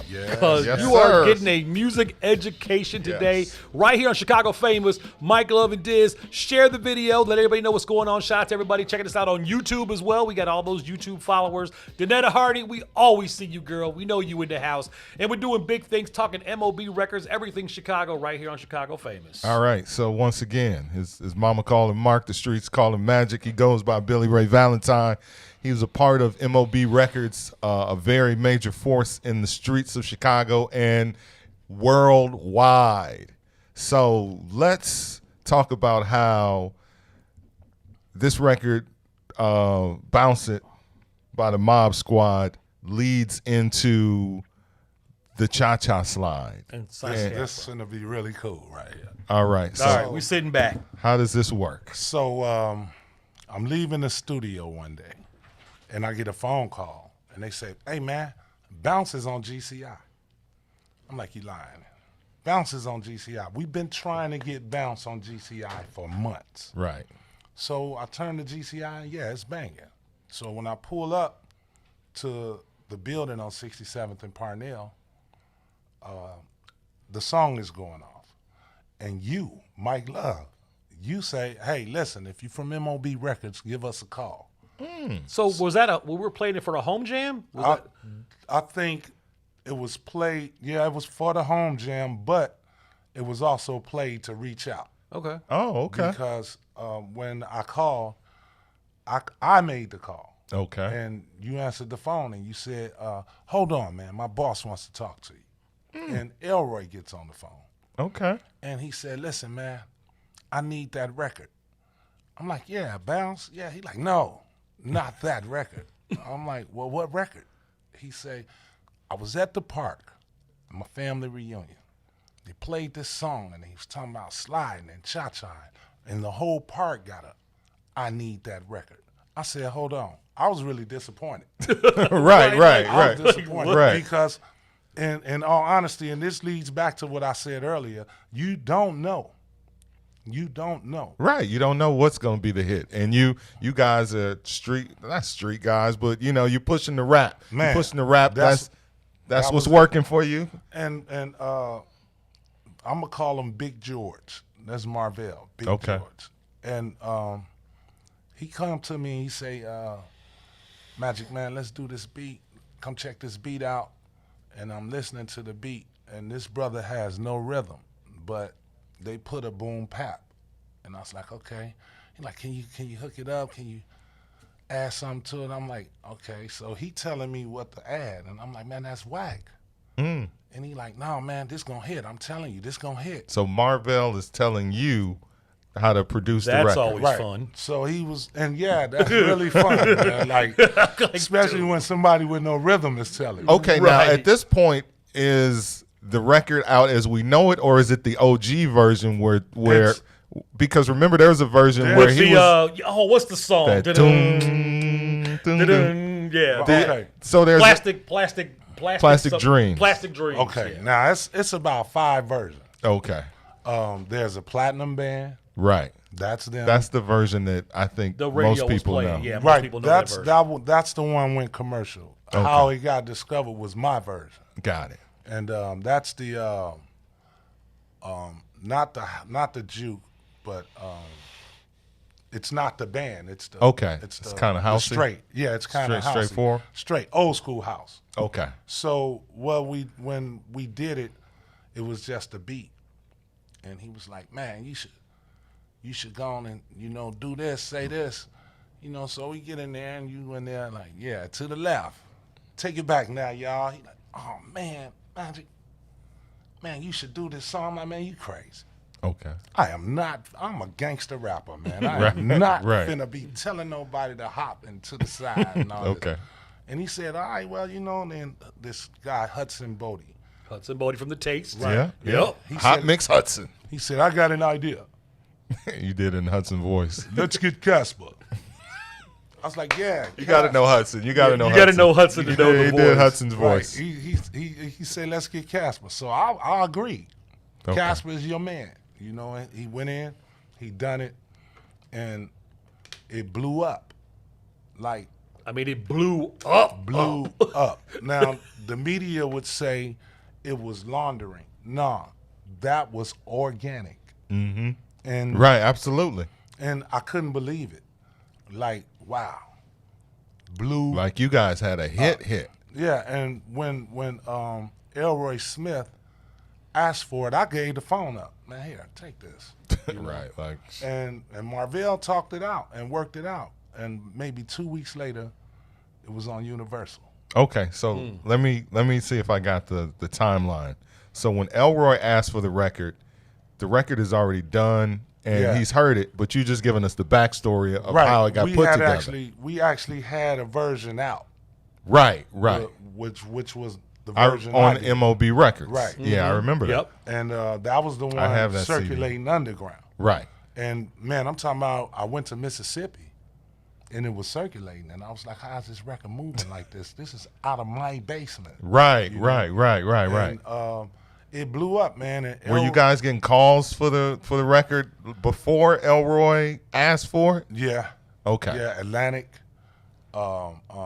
Capitol, but Elroy called. Yeah. And when we did the Universal thing, Universal was the nicest. Right. Because we always try to tell people like how influential GCI was back then. Being Yeah, the biggest black station in the country. If GCI touched it, then everybody else was like, well, if GCI's touching it, then y'all then we should touch it then. we did a video at the time that was considered E2s. Right. Yep, everybody had their GCI That's what shirt on. I hit him about that. I was like, who directed that? The original version. Chris. I'm still trying to get in contact with him. He didn't hit me back, but it's all good. That day is when the realization hit that this was a hit, because I got there late and the street was packed with all WGCI t-shirts. Crazy. So when I got there, I was like, man, I'm not finna stand in no line like this, bro. This is serious. Right. And they like, fool, you walk right through there, And the line opened up like the Red Sea. I was like, okay, all right. So I'm a little hood famous. Right. All right. So with that, after that, it took off, man. They had Judge Mathis in that video. You guys. This was the original video. Yeah, the original video. All the personalities were down there that night. Yeah, and it hit, man, and I can believe it now. I understand it now. Right. But at the time, I was being naive. Only thing was popping to me was cold-blooded gangster music. Right. And I wasn't looking at songs like The Bus Stop and all that. So to me, it was novelty music. Right. And I did it so Big George could get out my ear so I can go on and make some money in the studio. Right. He was like, come on, do this beat for me right quick. Right. Knock that right out. Come on, you good? Okay, cool, let's go. And then it hit. Okay, so so that's like 2001-ish. That's in 2000. 2000. All right. So where does the pirate radio station come up, and why does the pirate radio station, and what is your, so now we going back to my original post and what that was all about, because what I know from this station is I was around a bunch of rappers, and most rappers are street dudes. So street dudes listen to street shit, and most of them are affiliated with the streets. So whether they BDs, BGs, folks, Mo's, whatever, they recognize the real when they hear it. Yeah. And I'm on GCI, and I'm their guy, but they telling me about this pirate radio station that's killing it in the General Inglewood area. That's the greatest thing they've ever heard, the way they talking. Yeah. Now, that was an accident. Okay. Literally, one day we talking, and Big George was like, man, you think you could do radio? I'm like, yeah. He like, you got a voice. Like, Dad, you got a voice. You can do radio. I'm like, all right, cool. So he tell me, we go to this little undisclosed location, and it's these two guys. They're albinos. And it's the Matrix. They got stupid, man. Hey, it just popped into my head. I'm just saying. Dizz, ladies and gentlemen. So I get in here, man, and it's rigged. It's rigged weird, but it's working. Okay. And I'm looking, and the guy like, oh, this is what we do. We got this little cell phone, and we buy like 800 minutes, and then we plug the cell phone into the mixer, plug the mixer into the computer, plug the computer into the transmitter, and we got a radio station. Wow. So when it was being discussed, like, we should buy it, I was telling my buddy, now, our personalities on that station was Ghetto Man and T-Bit. Okay. So what we was doing, we was mocking y'all. We was mocking Power Joe, 92 by that time. Yeah, and Jobo. Eddie and Jobo. We were mocking people. Okay. Now, when we first set it up, I came in the door as if I was WGCI. I was going to be really... You was going to be smooth. You was going to do radio. Yeah, I was like... Like, that's everybody's dream, to do a radio show. Right, so, and my first attempt at it, because it was a station before we had it. Okay. And they were doing what they were doing. And my first attempt at it, I was clean, very clean. Like, 104.7, this is your man, Ghetto Man, And they was like, I didn't even have a name then. Okay. Somebody called. And they said, who is this? I said, who is this? And my conscience was as if the people could see you. Okay. And when I said who I was, his exact words was, you sound like a bitch. Ma'am, who is this? So everybody in the room, Wow. All right, that switched up your personality right there on the spot. Everybody in the room laughed at me, right? Right. And I feel some type of way. Right. And then my buddy said, bro, they can't see you. I'm like, you right. I'm like, okay, next person call me, I'm snapping the fuck out. Right. So some chick called and she said, I want to hear Monica So Gone. I'm like, if you don't get the fuck off this line with that bullshit, and hung up in their face. And the phone started ringing, man. And this guy asked me, hey, who is this? And clicked. This Ghetto Man. Who is this? He say, where y'all get this station? I'm like, fool, we won it in a dice game. Like that, right? and they started loving it. So my approach to it was, okay, negativity brings popularity. Right. Now, you could turn this into a positive, but you gotta be negative first. So my mission was, okay, we're gonna start all these little weird hours, these shows that we got. I went in the studio, did drops. I would take 50 Cent, Ja Rule, R. Kelly, different artists, and just take them saying their name back to back, and then I would put behind that 104.7, and that was our drop. Got it. Know? So I came up with this show, the Bust Down Hour. You know? Okay. That's so Chicago. Very Chicago. Whoa. So with that, it was like, okay, here's the gimmick. We got we bought a small school bus. We painted it candy apple red. It's on 324s and a 15. And now, did this or did this not really exist? Was this did not exist. Okay, this is just It did not. Right. But Theater of the mind here. Theater of the mind. Right. Theater of And the mind. We had presented it as if, okay, we rolling around. Right. Now, I had homies in certain spots that'll hit you and say, hey, they listening to your show. It's these chicks, she got on white shorts.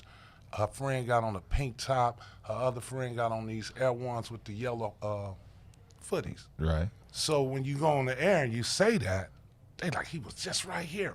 You know? Right. Not So, knowing your right. people. Right. So we starting to pick up. And that Bust Down Hour, it was having chicks call me and tell me how well they could give head. You know, and then I made skits where it sounded like that's what was going on. And then I did the rap battle, and it was like, you call in and you can battle this other rapper who calls in. Whoever loses gets his ass whooped. Right, and we did a skit where it sounded like somebody got their ass whooped. Okay. So it started building up, and people started calling from areas that I know we didn't reach. Okay. But they would come to where they could reach and just chill. Right, and listen it was to like, y'all. Ghetto Man, we don't even need to buy CDs no more. This shit banging. Right. You know, so I knew it got real heavy when an article came in the Sun-Times, and it was from a third grade teacher at Dixon School. And she said, I was driving down the highway, and I was listening to this record. I'll never forget the record, man. It was Scarface. Just call me Mr. Scarface. And the lady said, she listening and all this cursing going on. She like, I know they made a mistake. I just want to see what this personality gonna say when he come on the air and realize it. So when the record went off, I said, yeah, that was Scarface with Mr. Scarface, bitch. You know, and the lady, she's like, I couldn't believe it. Right. You know, so she go to the alderman. The alderman don't know nothing about it. She go to her granddaughter. Her granddaughter like, Grandma, that station is on fire. That's everybody listen to that. Right. That's when I knew. Okay. So as it went on, I get a phone call on the station, and it's a white guy. And he said, Ghetto Man, we love you. We love you so much. Me and my partner, we have a station too. And I was like, okay, that's good. I'm proud of you. He like, hey, aren't you on Parnell? I hang up. Uh-oh. I'm like, they're on us. It's the Knicks. So it's the feds. Right. Right. Feds is on us. You killed the transmitter, and I killed it. And I went, like my mom said, and studied. Like, listen, this is what can happen if they catch you. Right. So it was 2 years or 25,000. I'm like, okay.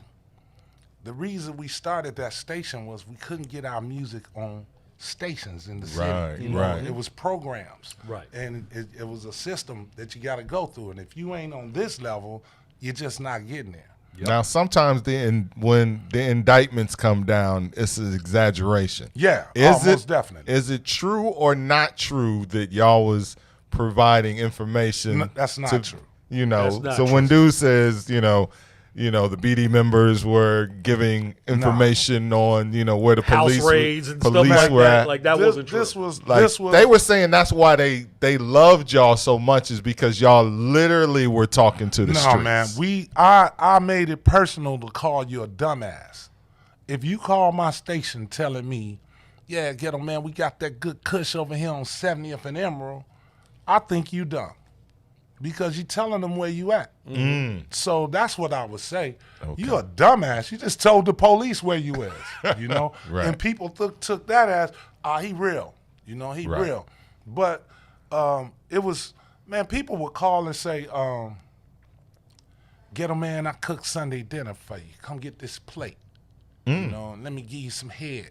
And you'd be like, well, cool.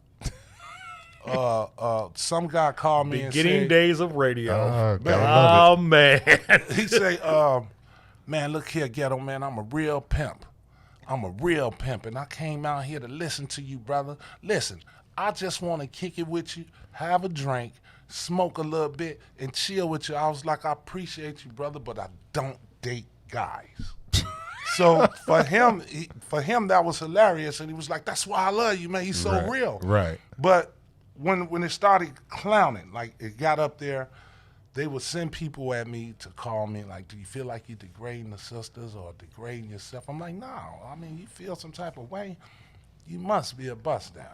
And then they laugh. Right, They just right. come with all antics. So I took bust down and said, now let me turn it to a positive. Right.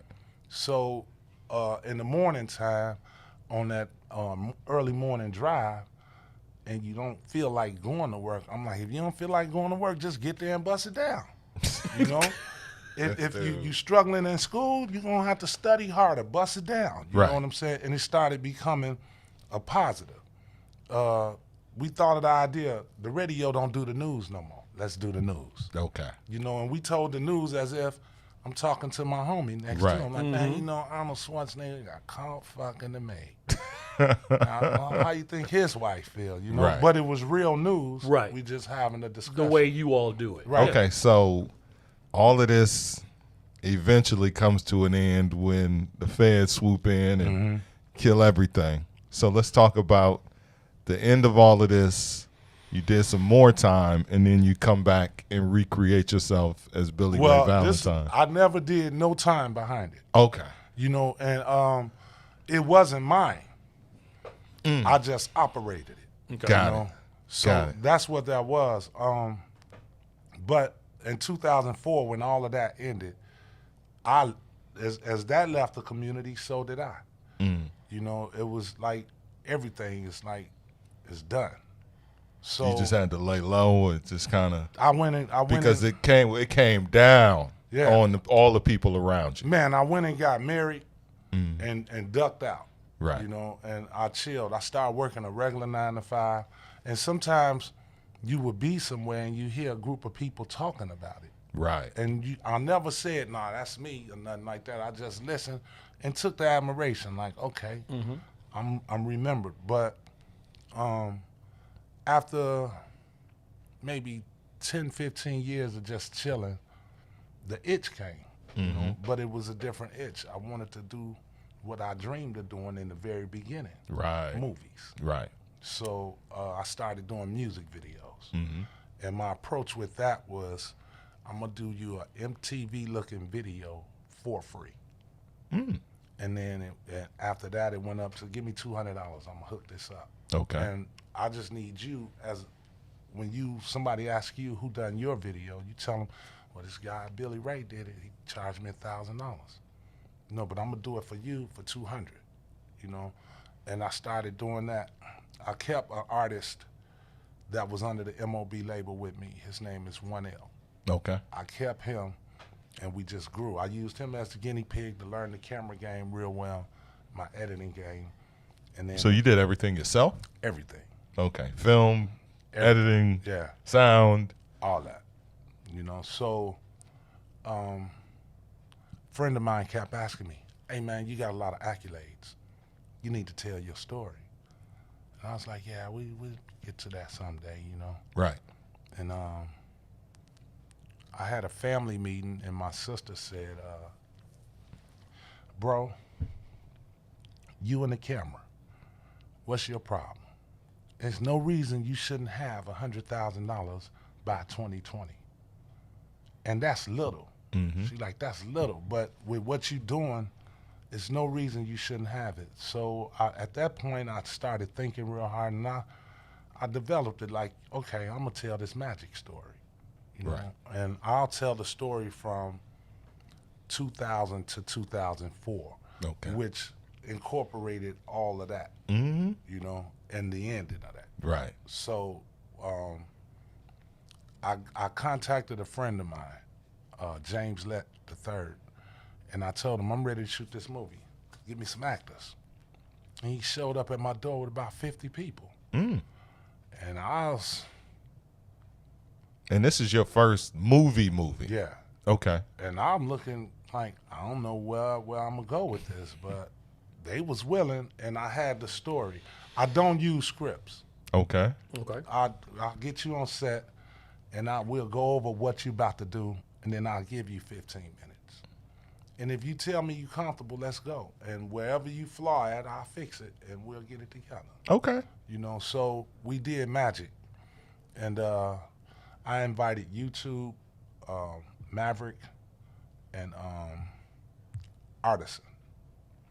And I didn't know Maverick showed up, because they showed up, but they didn't approach me or nothing like that. And it got quiet, man, and it was almost as if, because I did a lot of sacrificing for that film. I'm talking about even my mind. Right. You know, I had to go back and be what I once was to pull the movie off. Right. So I had went to a lot of the people that was around me in the MOB days, like, listen, why don't you play yourself? Let's do this movie. And they like, man, I ain't time for all that. So I got the actors, and once we done it, man, I lost about 40 pounds shooting the movie, going through the stress. Right. Didn't know nothing about the movie game or anything, just knew how to shoot, edit, you know, and I knew sound. Right. But once I got it in the can, I premiered it at the theater on 87, and Maverick came out, but they never contacted me until September. That was in July last year. And on September 11th, Maverick offered me a deal. And they was like, do you got any more content? Do I? You know, and they put that out. We didn't expect Magic to do what it did. And I mean, I you know, it's your work, so you know, to you, your work is cold. You feel it. Right. But I didn't expect it to come out and go to the masses like it did. But it did, man. And it came out March 10th of this year, and we 14 point something million streams from there. Dope. Nice. Worldwide. Right. So now we're in a place where we on a comfortable platform. I go and do another one, and that's Little Caesar. That'll be released this Tuesday coming. Okay. So what platforms are these on? Like I can go, Amazon Prime. Okay, so I go to Amazon Prime and Type put in in the Magic. search bar. What do I put in the search bar? Magic. Just and it's spelled just like it. Yeah. Okay. So Magic in the search Tubi. bar. Okay, Tubi. All right. It's on Roku. It's on all the smart TVs. Okay. Okay. It's on Maverick itself, and then they have a members-only YouTube where you have to pay to watch certain movies. So it's on there. It's on Hulu, Sling, and it as it goes along, the better it does, the more networks pick it up. Got it. So with that, with the release of Little Caesar being Tuesday, I estimate maybe 1 million streams the first week. Nice. You know. Nice. But doing that, it's now we at a platform where we're a full-blown film company, you know, and everything is in its proper place now. But all of this came from all of that. Exactly. There, you know? Exactly. All right. So let them know where we can find you Yeah. on social media and websites and all of that. On Facebook, I'm Billy Ray Valentine. My website is singlesfilmandmusic.com. On Instagram, I'm Billy Ray Valentine with the triple E at the end. On Instagram, I'm Black Dad. Okay, so before we let you get out of here, I just got to throw this out there. Twitter, my fault. Twitter. Okay, we got it. So is there a particular Chicago story that you would love to tell through your camera? Yes. Yes. The Fluky Stokes story. There it is. There it Look is. at that. Yeah. Oh, Keeping man, it I straight. probably done gave somebody, and mail that to me. But I've always, now Fluky Stokes happened in 1986, his death. Mm-hmm. My aunt used to date him. Okay. Well, she was one of his pieces. You know how that was. Right. But I remember Fluky's on 82nd and Cottage Grove.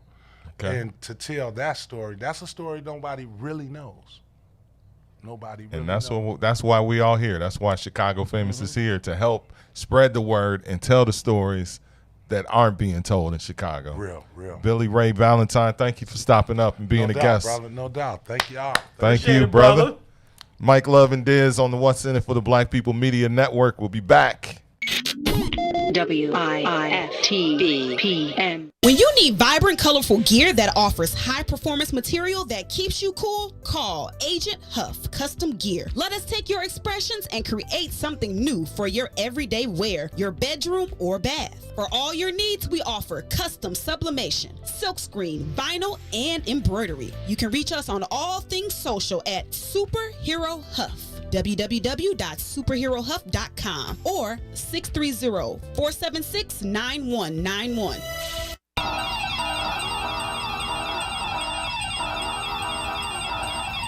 This secure moment is brought to you by Secure Home and Automation, your premier authorized Bring security dealer.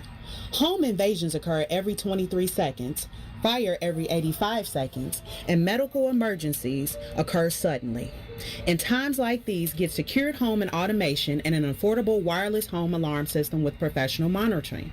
This includes fast emergencies response, free security analysis, free equipment, and free installation. A limited time offer, be proactive. Call today, don't delay. 708-251-5069. That's 708-251-5069. Call now, 708-251-5069, or visit our website, securehomeandautomation.com. Secure Home and Automation, where your life safety is our priority. It brings authorized dealers, certain restrictions apply.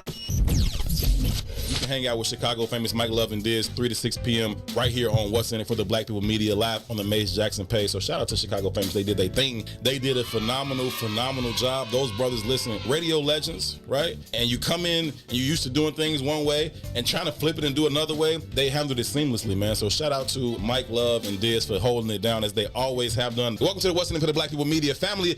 Good luck at achieving number 2 status for the second best show on What's In It for the Black People Media, because number 1 is and always will be I Said What I Said. Always remember, if you ain't first, you're last. Whenever I play, I want to play to win. I don't see no purpose in playing. You play to win the game. What's the word? In the famous Can words you of beat Herm my Edwards. ass, though? Can you whoop my ass, though? It's really that simple. I don't plan on getting my ass whooped. Hey, yo, wait a minute. Hey. Chicago Famous ain't gonna whoop my ass. And Chicago We not Famous here for can't no whoop. ass whoop. Hey, yo, what's your problem, man? Y'all are brothers. You ain't supposed to be fighting each other. We not here for no ass whoop. That's not what we here for. We're not here for no ass whoop. It's not what we here for. Not at all.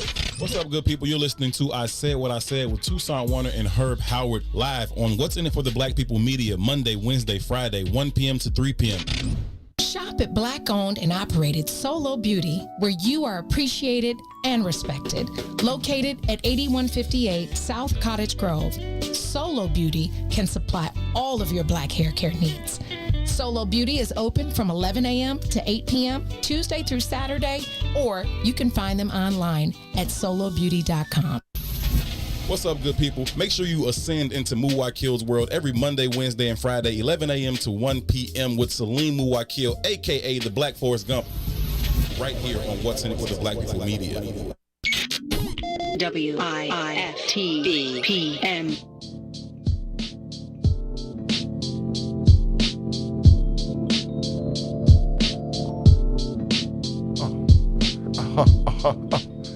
Chicago famous Mike Love and Dizz back on a Thursday. That was great. Great. That was Chicago. That's Chicago. Finest there. That is Chicago famous. I mean, you got people that are Chicago famous.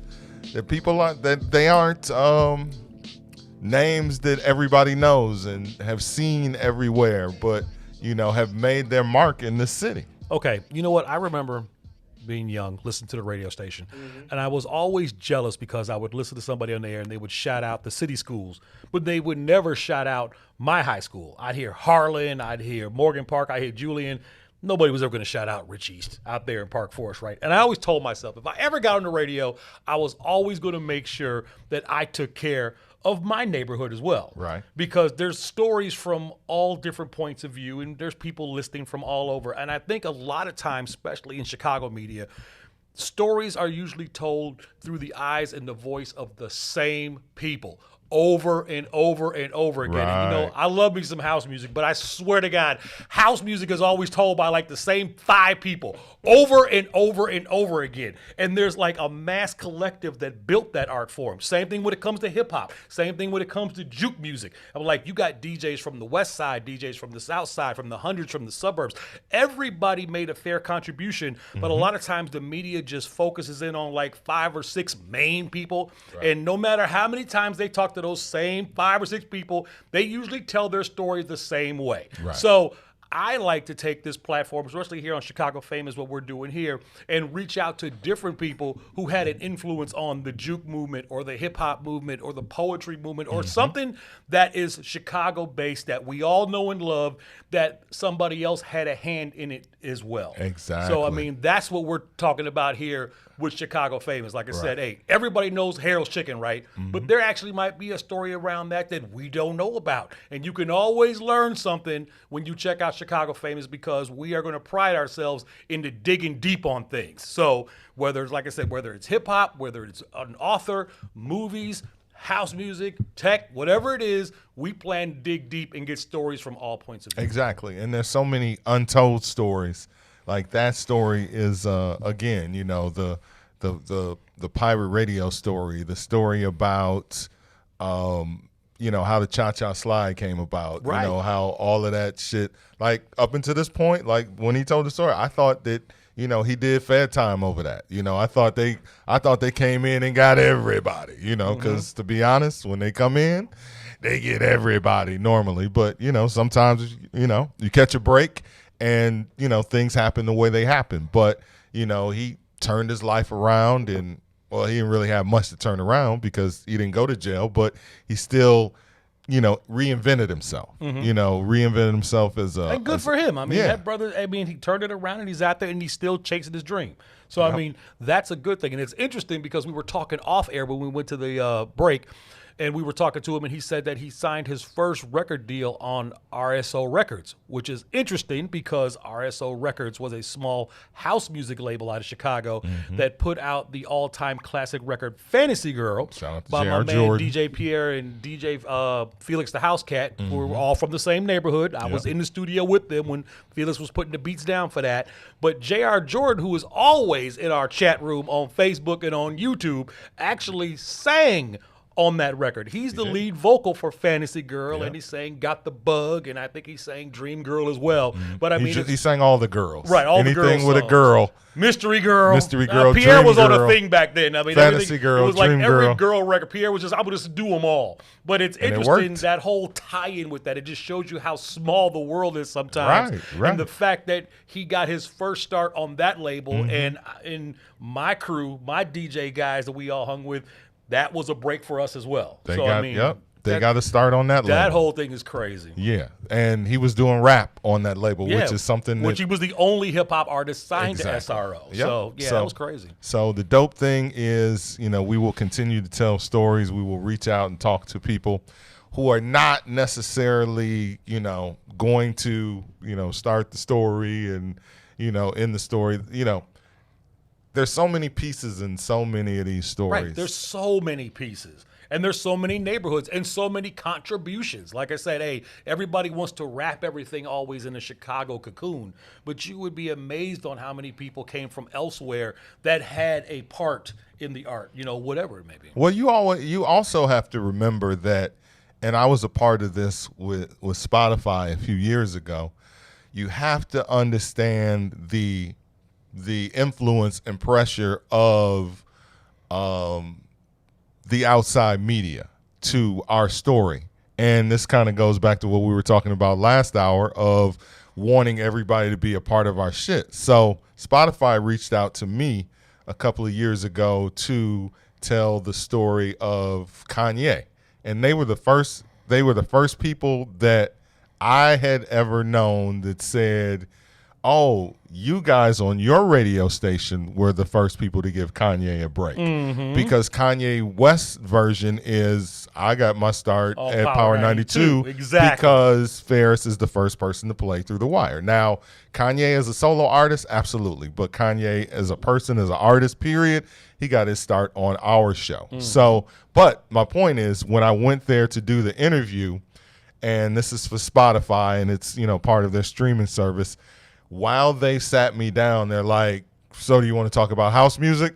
I'm like, nah, I don't want to talk about house music. I didn't want to talk about house music to a room full of white people because they like to start. And after I watched the full version, it was the old, house music started at Comiskey Park. Yep. Disco Demolition. Disco Demolition is the start. And I'm telling you, white people created that narrative. They created that narrative, gave it to us, and because we want to be on camera, we agree with it. And I'm saying that house music is, house music rose from the ashes of Disco Demolition. Right. It was the child of disco.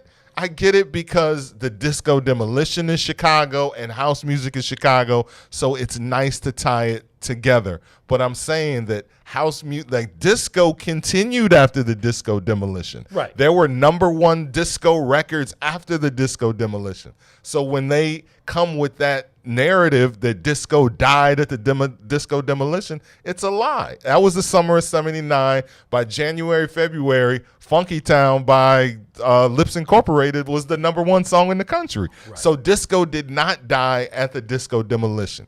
But we, of course, because we want to be on camera and we want to be seen and we want to be a part of the story, will allow somebody to step from outside and change our narrative. So that has become the narrative of house music. I agree. And I didn't want to have any parts of that. I was like, I'll tell the Kanye West story. And even with that, they were trying to get me to say, because remember, they had picket signs. Remember? Yep.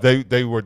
But that was street teaming in the 90s. Mm-hmm. That they would come to the radio station and, play the Go-Getters, play OOO. Because people would walk past the radio station, see people with picket signs and be like, what's going on here? It was an attention grabber. And they really wanted me to tell the story as if they were picketing the radio station. Right. And I was like, no, they weren't picketing the radio station. That's how they street team. That was street teaming 101 in the 90s. Started with Puffy and them on the East Coast, and we picked it up, and, we were doing it. Guerrilla marketing tactics that they were doing. But again, if I sit here, and as it turned out, that entire segment that I taped, they didn't even use. They completely junked it and was like, because they were trying to get me to tie onto their narrative. And I was like, that they were controlling. Exactly. And because we want to be seen, we'll allow ourselves to let motherfuckers tell our story for us. And I was like, fuck that. Right. That's not what they were there for. They were not picketing the radio station. They were doing street teaming. Facts. So that's Mike dropping keys, y'all, because that's real. Right. Because I have seen plenty of documentaries, and especially stuff on BET or what is it called, TV One. Yeah. Documentaries. And I've been like, what is their show? TV One is Unsung. Yeah, Unsung. I've just been like, okay, wait a minute, time out. Hold up. They left a whole part out of that, but they're doing their version. And like I said, and for me, I'm that type of brother where, look, if you're going to talk to me about something, then I want to make sure I see the finished product, and I'm going to tell you exactly what I want to make sure that I say. Well, you just got to make sure you say the truth. Right. And then they can't flip that shit. You know what I'm saying? But sometimes they'll just cut the whole thing out. Sometimes you'll sit there and talk for 45 minutes, and you'll look up, and they'll just have you say, oh, yeah, I like that. And then that's the And that's what happened. That's what happened with me. They cut me completely out. But I would rather you cut me out than for me to sit there and go with the lies that you're telling. Integrity, ladies and gentlemen, word of the day. Yeah, have it. Have a little bit. Because, again, with black music, that's why we get to the point where what Dizz is saying, where our story is being regurgitated, the house music story is being regurgitated over and over. Shoot, look at hip hop nowadays. I mean, you look at the hip hop. I mean, we all know that all hip hop is not negative. But, let the mainstream channels tell you that. It's like, say, we had a balance. We had a Tribe Called Quest. We had a Public Enemy. Hell, I wouldn't have got into black nationalism as deep as I did if it wasn't for Public Enemy. Because they mentioned a whole bunch of people on there that I heard my dad mention or my aunts mention. And I was like, okay, I need to who the hell is Huey P. Newton? Right. And I started looking up all that shit. And that was because of Public Enemy and what they were saying. But now... let the mainstream tell it.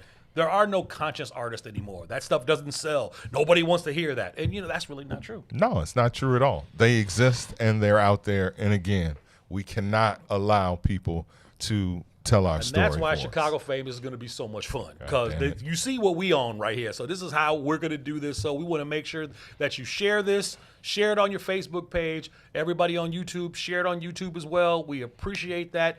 We do our research. We sit, we think about it. We bring the guests up. We let them tell their stories. We let you all hear it. You comment back, and we just keep it rolling. All right, so the 5 o'clock hour is where we flash back, throwback, Bad Boys throwback. I found some joints. Okay, you found some joints. Okay, I found some joints. All right, so where are we going today? All right, so this is going to really make you laugh. I found Precise half on a pizza. I forgot about Half on a Pizza. Half on a Pizza. So, which was basically a parody of R. Kelly's Half on a Baby. So, if you were checking out the show yesterday, we were kind of flashing back, pulling up some Precise joints, and I think we did. What did we do? That was a couple of days ago. That was a couple days ago. We did Milk. Milk. We did Milk. That was classic. You ain't got no milk, and we did Bill Jobs. Yes. So, the funny thing about this is just how much dude that's singing it is into it. Like, he's really into. Yeah, I mean, we had top quality productions back then. So let's hit it. Precise half on a pizza. Chicago Famous.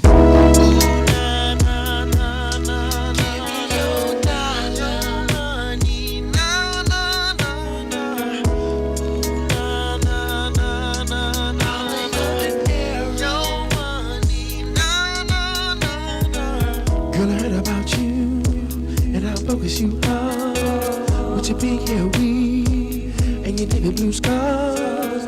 Girl, I know you're hungry, but ain't got no money. So won't you hustle up, ooh? I ain't splurging on you. Girl, I know I got you up. I know you're ready to eat. But like you once told me, let's keep it real and go. Half on the pizza. Can we go? All I need is your money, queen. I'm singing new. Give me your money. Wow. That's we great. Going I'm singing new. I mean, they went Right. for it. Right. They're going for it. Oh, it continues.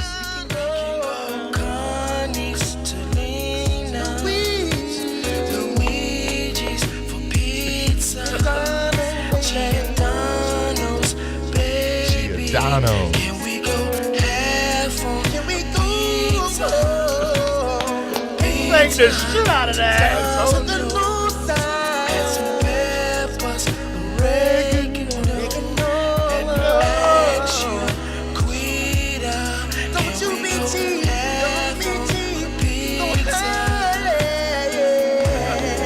God, Did all the runs. Those dudes were mad talented.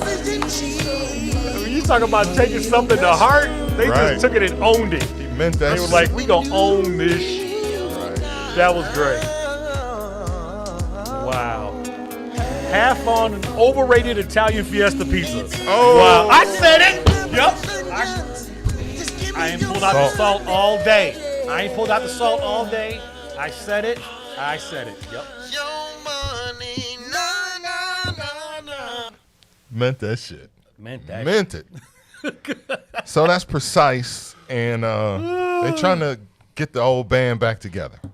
Okay, that'll be interesting. Yeah, yeah. I mean, we figured out a way to make it work, but at some relationships, well, that may take a little extra Well, time. see, that's why for the holidays I'm getting everybody a copy of A New Earth by Eckhart Tolle, because what Eckhart Tolle talks about in A New Earth is learning to get past all negative transgressions, not realizing that the way people say things, it's really more about how you take it versus what people say. Mhm. Because people are very quick to be offended by how you say something. Right. But in reality, everything is about how you hear it and how you deal with it in your head. So not just that, but also, me and my story is a very big part of this book. Me and my story simply means we all come into our relationship with everyone with something. Dizz stares, Dizz is, super, super serious. I'm the intense guy. Right, he's intense. I've always been that way. And that, You know. I'm a detail guy. I have that intense look. Right. Really, Maze I'm Jackson just kind of is studying it Maze off. Jackson is something. Mike Love is something. We come into all of these story, and especially if you won't approach somebody because of something. Well, so me and my story simply ends up being the thing that I created in my mind about you and why I'm holding something against you. So I'm holding something against you mostly because of me and my story. So they talk about that. All right. So do you have this book at home?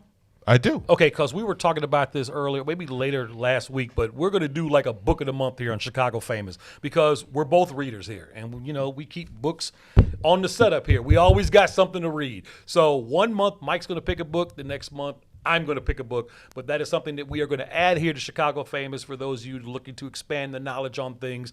We're going to give you something to read and let us know what you think about it. So I don't know if it's like going to be an official book club type thing, Right. but at least we're going to bring a book up here. We'll keep it in the studio for us for a month so you'll see it on set. And then we'll let you know what we're reading, and we'd like to know what you think about it. Yeah, the book is called A New Earth. A New Earth by Eckhart Tolle. Just like it sounds. ECKHARTTOLLE. Eckhart Tolle. It was one of Oprah's. Oprah really went super hard on it. It's just, honest to God, it is the best book that I've read in the last 10 years. So was it the Oprah book club that made you read it? No, it wasn't. It was not. My guy Shala put me on it. Okay. He sent me the audio book, and I promise you that I listen to it all the time. And when I start fucking up in my head, I would go back to it. It's really like it's a psychology. That was the word I was looking for the other day. Like the type of books that I'm more into tend to be psychology, like making a better version of yourself. Mm-hmm. So this book is really about understanding how people talk to you, learning not to take offense at how people talk at you, Mhm. and also learning to be a better person. Like perfect examples, like when someone says something offensive to you, or like someone's trying to get under your skin, you just find a way to say something and just blow it off and blow them off with it and not take things personally. So just learning to say, I'm trying to think of the thing, but it's in the book, and I'll review the book, and I'll bring it in. A lot of times on the fly, I can't remember the shit because it's like the pressure of remembering it. The ego and the memories that you think you. Yeah. But it's a very good book, and it just, like I said, it's helped to make me a better person, and it's helped me to teach me to put all the negative shit aside and just concentrate on healing, because I got friends. You think you hold a grudge on that radio station. Oh, yeah, like that. one of my guys, like, be holding 25, 30-year-old salt. Yeah, okay. And, like, he got the big bag of salt. Yeah, he got, like, the heavy, like, I don't carry the big bag of salt anymore, but I keep the small. I always keep some salt with me. But it's interesting because when it comes to my book reading, what we were talking about earlier when we were talking about in the 3 o'clock hour about the Latin culture and how they embrace their culture and they keep it to themselves. Same thing the way the Asians do and the Jewish people do.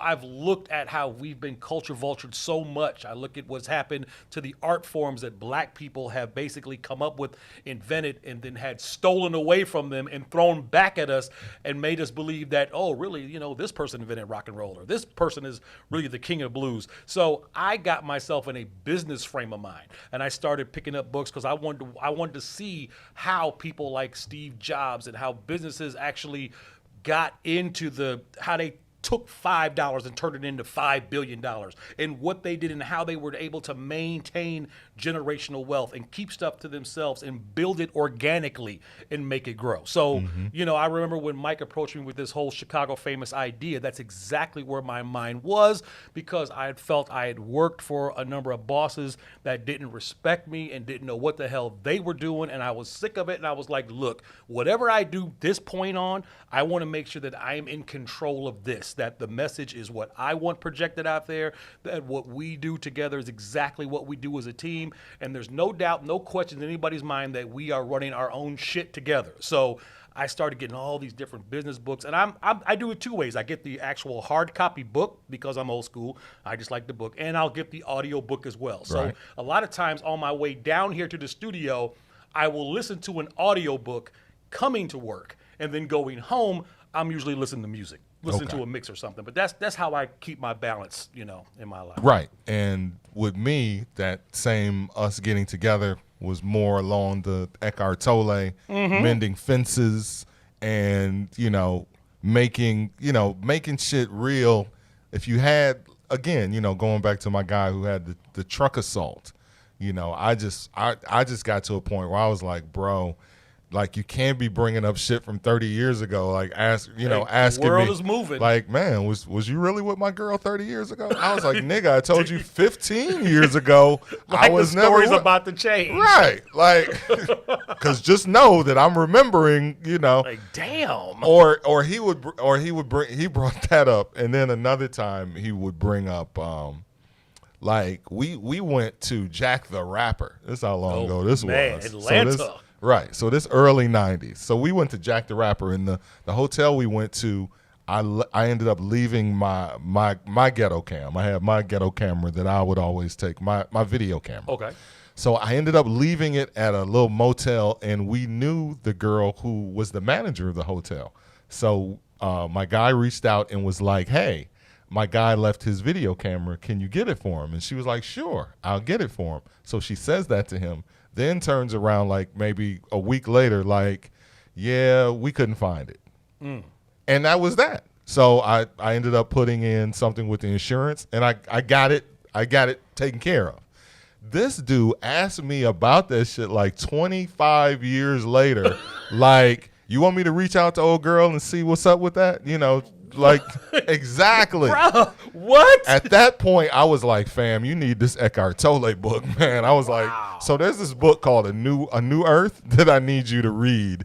Like, I need you to get on that right now because I'm not even thinking about that shit. Like, what are you? That dude can't wait till it's 30 below in Chicago because he's driving the salt truck. He got the salt He's like, truck. oh, I'm working tonight. Right. Damn. So for everybody that believes they hold a grudge, there's somebody that's holding an older grudge. And there's a lot of people that really use grudges to be better or get better or, get in a better place or whatever reason that you use to, use that negativity to turn into a positivity. And, that's not necessarily my space. Everybody's got their own space. Yep. And it's really about accepting people where they are. Meet people where they're at. If that's, you learn that somehow that friend can take you to level 3. They can't go beyond level 3, so that's okay. They're third place. Keep it third place. You'll be okay. If you keep expecting that person to jump from 3 to 1, then salt's going to be flying all over the place. So that's pretty much how I took a deep breath and recircled around and, kind of looked at a few things. But but I do still keep I got a pocket full of salt. We're going to get you that book so you can let go. So and y'all can let go all the salt. It's going to be a great the book, salt. and I'm going to read it. I'm going to be like, I enjoyed that. Mike's going to say, so can you say the radio station? I'm going to be like, fuck no. I'm just going to keep All right. Let's take that break. It's Chicago Famous with Mike Love and Dizz on the What's in It for the Black People Media Network. WIIFTBPM. Boys, step aside. The radio rookie is in the building. The Book of Dawn, Monday through Friday, 9 a.m. to 11 a.m. on What's in It for the Black People Media. When you need vibrant, colorful gear that offers high-performance material that keeps you cool, call Agent Huff Custom Gear. Let us take your expressions and create something new for your everyday wear, your bedroom or bath. For all your needs, we offer custom sublimation, silkscreen, vinyl, and embroidery. You can reach us on all things social at Superhero Huff. www.superherohuff.com or 630-476-9191. I was going to ask you, so growing up, did you ever have an old racist family in your neighborhood? Did you have one live next to you or one down the street? Just somebody's house that you know on the block you didn't want to go nowhere near that house? The neighbor who was directly behind us had a real problem coming outside seeing my white mother and my black father. We got us the gun line. This dude built an 8-foot fence, more like 10 foot. So they put up the Huck Finn joint. Exactly. That shit looked like a castle. My dad, he's a big guy, football player guy. My dad guy who walks over there. Old school and then black. he's like, I don't appreciate these apples in my yard. He's like, motherfucker, we don't even have an apple tree. These are your apples. Do you like apples? Your kids are throwing apples over here. Okay, there's that little space, but there's still a fence. So they're right there looking at each other. Tell them about the gun line, boss. And I said something like, yeah, Dad. And that dude said, shut up, you little monkey. Leroy stuck his hand over the fence. You're gonna die, clown! Grabbed dude by the neck. Run. And proceeded to pull him halfway over this fence. Like, finish him. Mrs. Wheeler comes running out. Oh, Leroy, don't do that. It's not worth it. Blah, blah, blah. My dad was getting ready to kill this dude. And within 6 months, that guy moved away. Don't cross the gun line, boss. Right, the gun line, boss. Chicago Famous, 3 to 6, Monday through Friday, right here on What's in It for the Black People Media.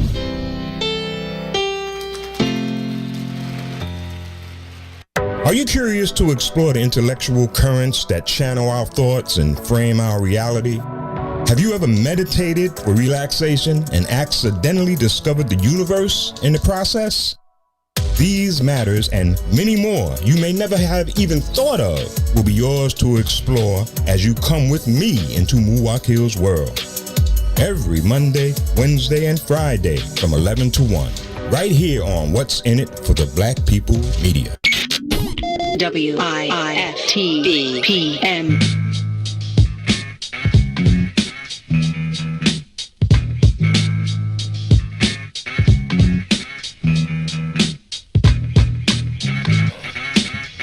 Hey, it's Chicago Famous, Mike Love, Dizz. All right, we got to appreciate everybody that's out there sharing the video. Don't forget, if you're going to send stars to us, make them in denominations of 7 today. Since Mike is celebrating 7 years with a plant-based diet, everything is a 7. So whether you send them 7 stars, 7,000, 27, 47, 57, make sure if you send the stars, you send them in denominations of 7. And if you're not familiar with what the star program is, if you look down there at the bottom where you see the emojis, you'll see a gold star, or sometimes if you're looking at a shared video, it's just a star. But click on that star, it'll take you to the page where you can sign up and get stars, and that's how you can support the show without using your PayPal or, anything like that, Cash App. So support the show through the stars. Shout out to my man Alan Little for definitely having our back. Danetta, she's always in the house. What up? JR Jordan, Raw Diva, Crystal Rose, everybody else on the line. We see you. I'm going to get all y'all back tonight.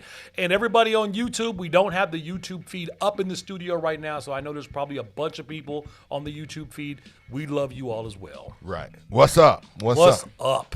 All right, so because it is the throwback hour, we had one of the things that we always said about Bad Boy Radio, Mike Love and the Dizz, back when it was the Dizz, is that when we went out of town and we listened to other people's radio stations, whether we went to Cali or whether we went to New York, there were always their artists on their radio stations talking about their radio personalities. So the 2 times I can remember most when we went out of town, we took a trip to New York and we were checking out Funk Flex Show. And I remember Peter Gunn, Lord Tariq's Uptown Baby was like the shit out there. Yep. Like, and we were listening to the radio station that Flex was on, and he had like promos, which were basically like musical bits done by these artists specifically for his show. So we heard like Eric Sermon, we heard Redman, we heard Peter Guns, we heard DMX, and then we went out to an award show out in LA, and we were listening to the LA radio stations, and we heard Mac 10, Ice Cube, Dub C, and we're like, okay, we went to market number 1, we went to market number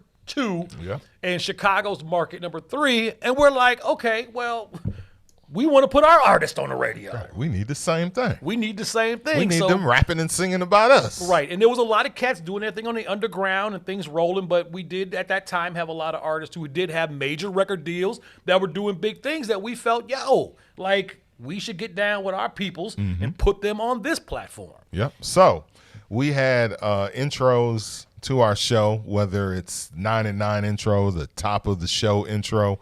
You know, once we started really kind of rolling, and we did the show for 10 years. So, you know, we had the original intro done by Stella Stephanie. And was there anyone that we didn't get that we wanted? I remember trying to get, as a matter of fact, the H to the Izzo beat. Yes, tell that story. Yeah. So you're gonna tell that story. So the H to the Izzo, with the beat that eventually became H to the Izzo by Kanye, was actually done for us for an intro that was going to be Common and Carl Thomas. So Common and Carl Thomas were going to be on the intro, and it was produced by Kanye. Kanye West literally did that beat for us, for me and for us, you know. And it's funny because when he, you know, I had the beat on CD, it never happened because it was around the beginning of the year and it was like some bad weather. The day that we were all supposed to go in the studio and knock it out was just like a bad weather day, and flights got canceled and postponed and moved back, and we never could get a point where Common and Carl Thomas and Kanye were all going to be in Chicago at the same time. Yeah, right. It was impossible. So we had like this one moment, this one shining moment that it was going to happen, and it didn't happen. So I still had the beat on a CD, and Kanye was still this producer. And lo and behold, months later, Jay-Z is performing on the BET Awards, and he comes out, and I hear the beat like Kanye was like, "Fuck the Bad Boy, right? Get his shit to Jay-Z. Right. This is too good to give to Mike Love and Dizz. We're gonna get his shit to Jay-Z." Well, the thing about it is, he would have given it to us as Kanye had done, and then he would have took it back. He would have took it back and gave it to Jay-Z, because he did that with a bunch of beats. He did that with what is that? Beanie Siegel, The Truth. Like, The Truth was actually done by Prince London. That was actually his beat. And he took it from Lundy and was like, you know what? Beanie Siegel needs this. I'm going to take it and give it to this guy. That dude's so special, man. Yeah, I mean, you know, but what are you going to do? You're going to have it for the local guy, or you're going to, you know, use it nationally. Right. So, so that's that story. And I actually still have the original instrumental, which is a little bit different from the H to the Izzo that they eventually used. They took a lot of elements out, and I'll pull it up after we play this, which is Crucial Conflict on the intro for the Bad Boy Show. Check it.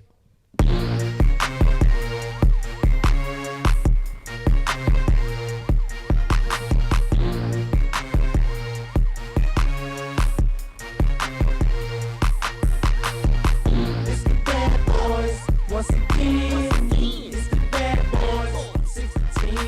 It's the Bad Boys with the fleet. It's the Bad Boys, Mike Love and Dizz. 2 men for the life of Eden. The beats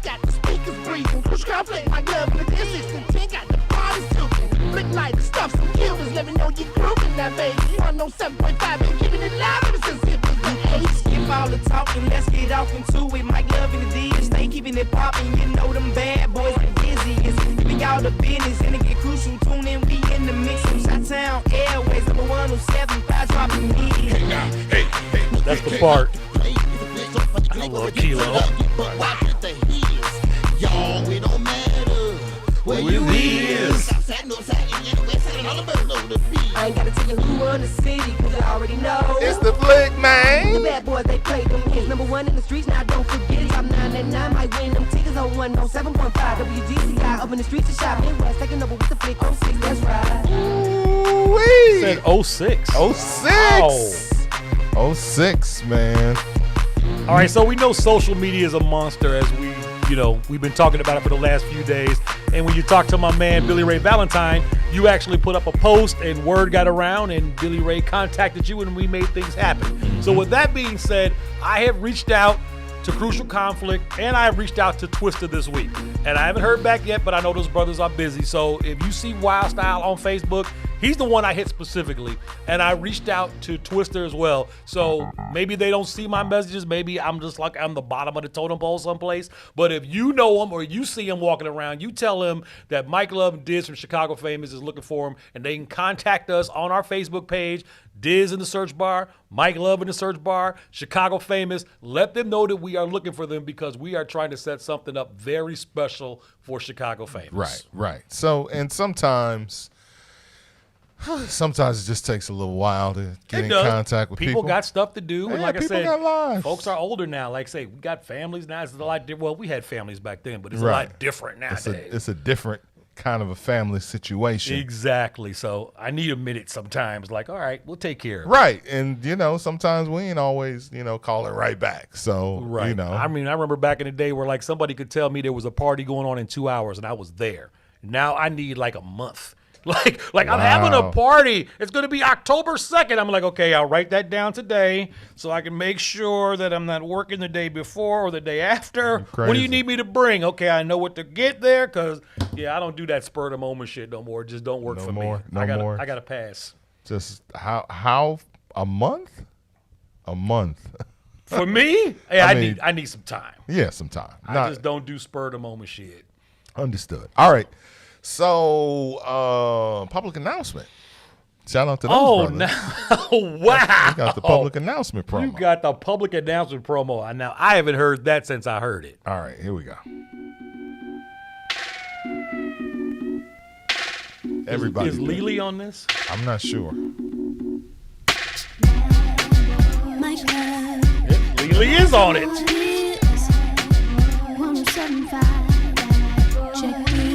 Mike Love and Dizz, this game on lock. If you don't know, better ask somebody. I don't even remember this. Really? I don't even remember this. Down the number one show PM, and just to let you know they can rock a party.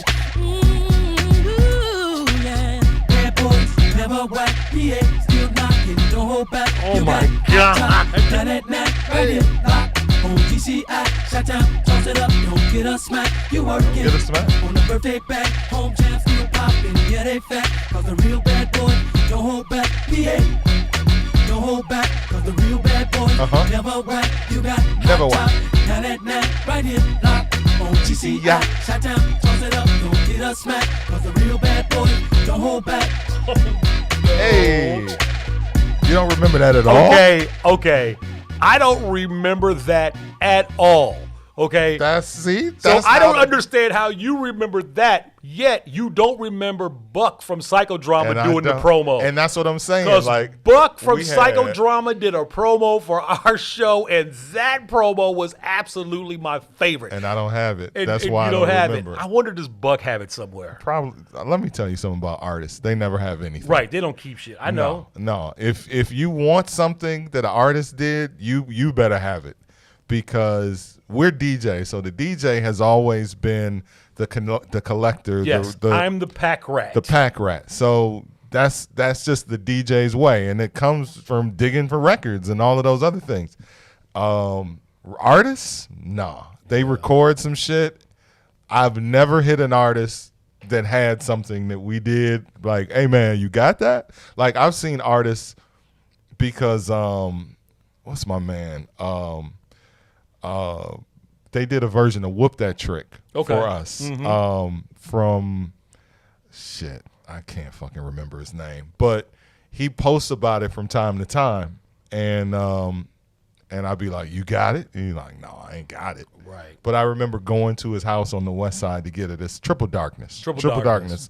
Direct from Triple Darkness. Mhm. He did a version of Whoop That Trick, like right when the movie was out, when Hustle and Flow was out. He did a version of Whoop That Trick for us, and I was like, I don't have it. And he was like, I don't have it either. It was funny because, like, back in the house days when I was recording records back then, I kept a lot of the stuff that, you know, me and my brothers was working on back then. And my man J.R. Jordan, I remember that's when the group Future out of Chicago, a house music group there, they did the whole acid thing.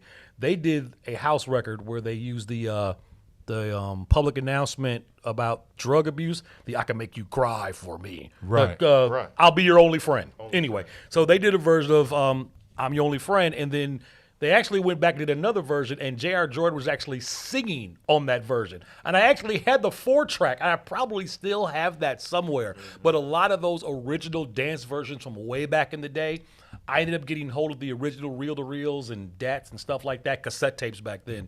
And I kept all that stuff. And I got it all in the vault, and sometimes I'll dig it out and, you know, go ahead and play it from time to time. But people are always like, dude, how do you still have that? And I'm like, because DJs hold on to stuff. Absolutely. Like, we hold on to shit that nobody else holds on to. But, you know, that kind of comes with the territory of who we are and what we do. And the great thing is, see, we get to share it with y'all now because, hey, this is what we do now here on Chicago Famous. So you can let everybody know that, hey, you never know what to expect from 3 p.m. to 6 p.m. when Mike Love and Dizz come up here, because we always got something, whether it's coming out of the crate or we just got written down in our notes. We always got something to say. And shout out to everybody in the chat room right now hitting us up. Somebody's told me to hit Cole Hard. They said he's easier to contact than Wild Style is, but I'll hit them both. So anyway, and if any of y'all know where Twist is right now, you tell them that we're looking for him as well. They can find us on Instagram. They can find us on Facebook. You can check us out at Chicago Famous on YouTube, SoundCloud. That's where our podcast is. And right here, Monday through Friday on the What's In It for the Black People Network. All right, let's take it back to 1997. 97. We're always at 97, man. We don't take it back to 97. We just stay at 97. This is the 97 show. Except for that last promo, because he said 06 in it. So. And dude, I swear to God, I don't even remember us playing that one on the radio. That Crucial Conflict? No, not the Crucial public. Conflict. The public announcement. The public announcement. The public announcement had to be early 2000s. I don't remember that one. That at all. had to be early. Just the way the beat sounded. And okay, Lily so was on it. So that was after Body Bumping? Yes, definitely after Body Bumping. Probably because if Lily's singing on it, then it's probably around the. What was the song that they had with the pager? I know. With the two-way pager? It's right on the tip of my tongue, and I can't. I'll pull it out the crate. Right. So it had to be around that area because they came out. Oh, Billy Ray Valentine just hit us on the chat. He said he got Cold Hearted Kilo in the next movie he got coming out. Hey, tell him we said what's up, brother. So we'll hit Billy Ray then. I guess Billy Ray knows. Billy Ray. So do us that favor, bro. Tell him we looking for them guys. Billy Ray is... I mean, he's plugged. He's fucking plugged. And, brother is plugged. And at the same time, if you're making movies, you know, people are definitely on you for that. Hold up, I'm pulling it up. I just want a line in somebody's movie. That's all I want. I don't want no major part. I just want a part where I get to say a line. Well, you're definitely going to get What a line. Just so I can say, yep, I said that. You get to make up your own dialogue as well. Hell, I was in enough videos. Shoot, I should be in a movie sometime, right? There you go. I mean, before it's all said and done, and it's funny because I'm horrible at remembering dialogue, so that's why I never wanted to be in a movie. I never wanted to be in a movie because it's like, now if I had like a line like Bishop Magic Wand in You Better Watch Yourself. That's all I need. Original Gangster, Yes. Gary, Indiana. If you give me one of those where I got like a punchline line, I'm all over that. But people be like, no, Mike Love, we want you to come in and, you know, and right. learn your dialogue. I just want a simple line. We're going to give you a coach. Like, no, nigga, I don't want to act. Just give me a line or two. Or, you know, have me stand in the background. All right, so let's take it back to 97. D.A. Smart. John Doe. Name of the song. John Doe. Good John job. Doe. No, don't. Oh, that was Nia. Nia.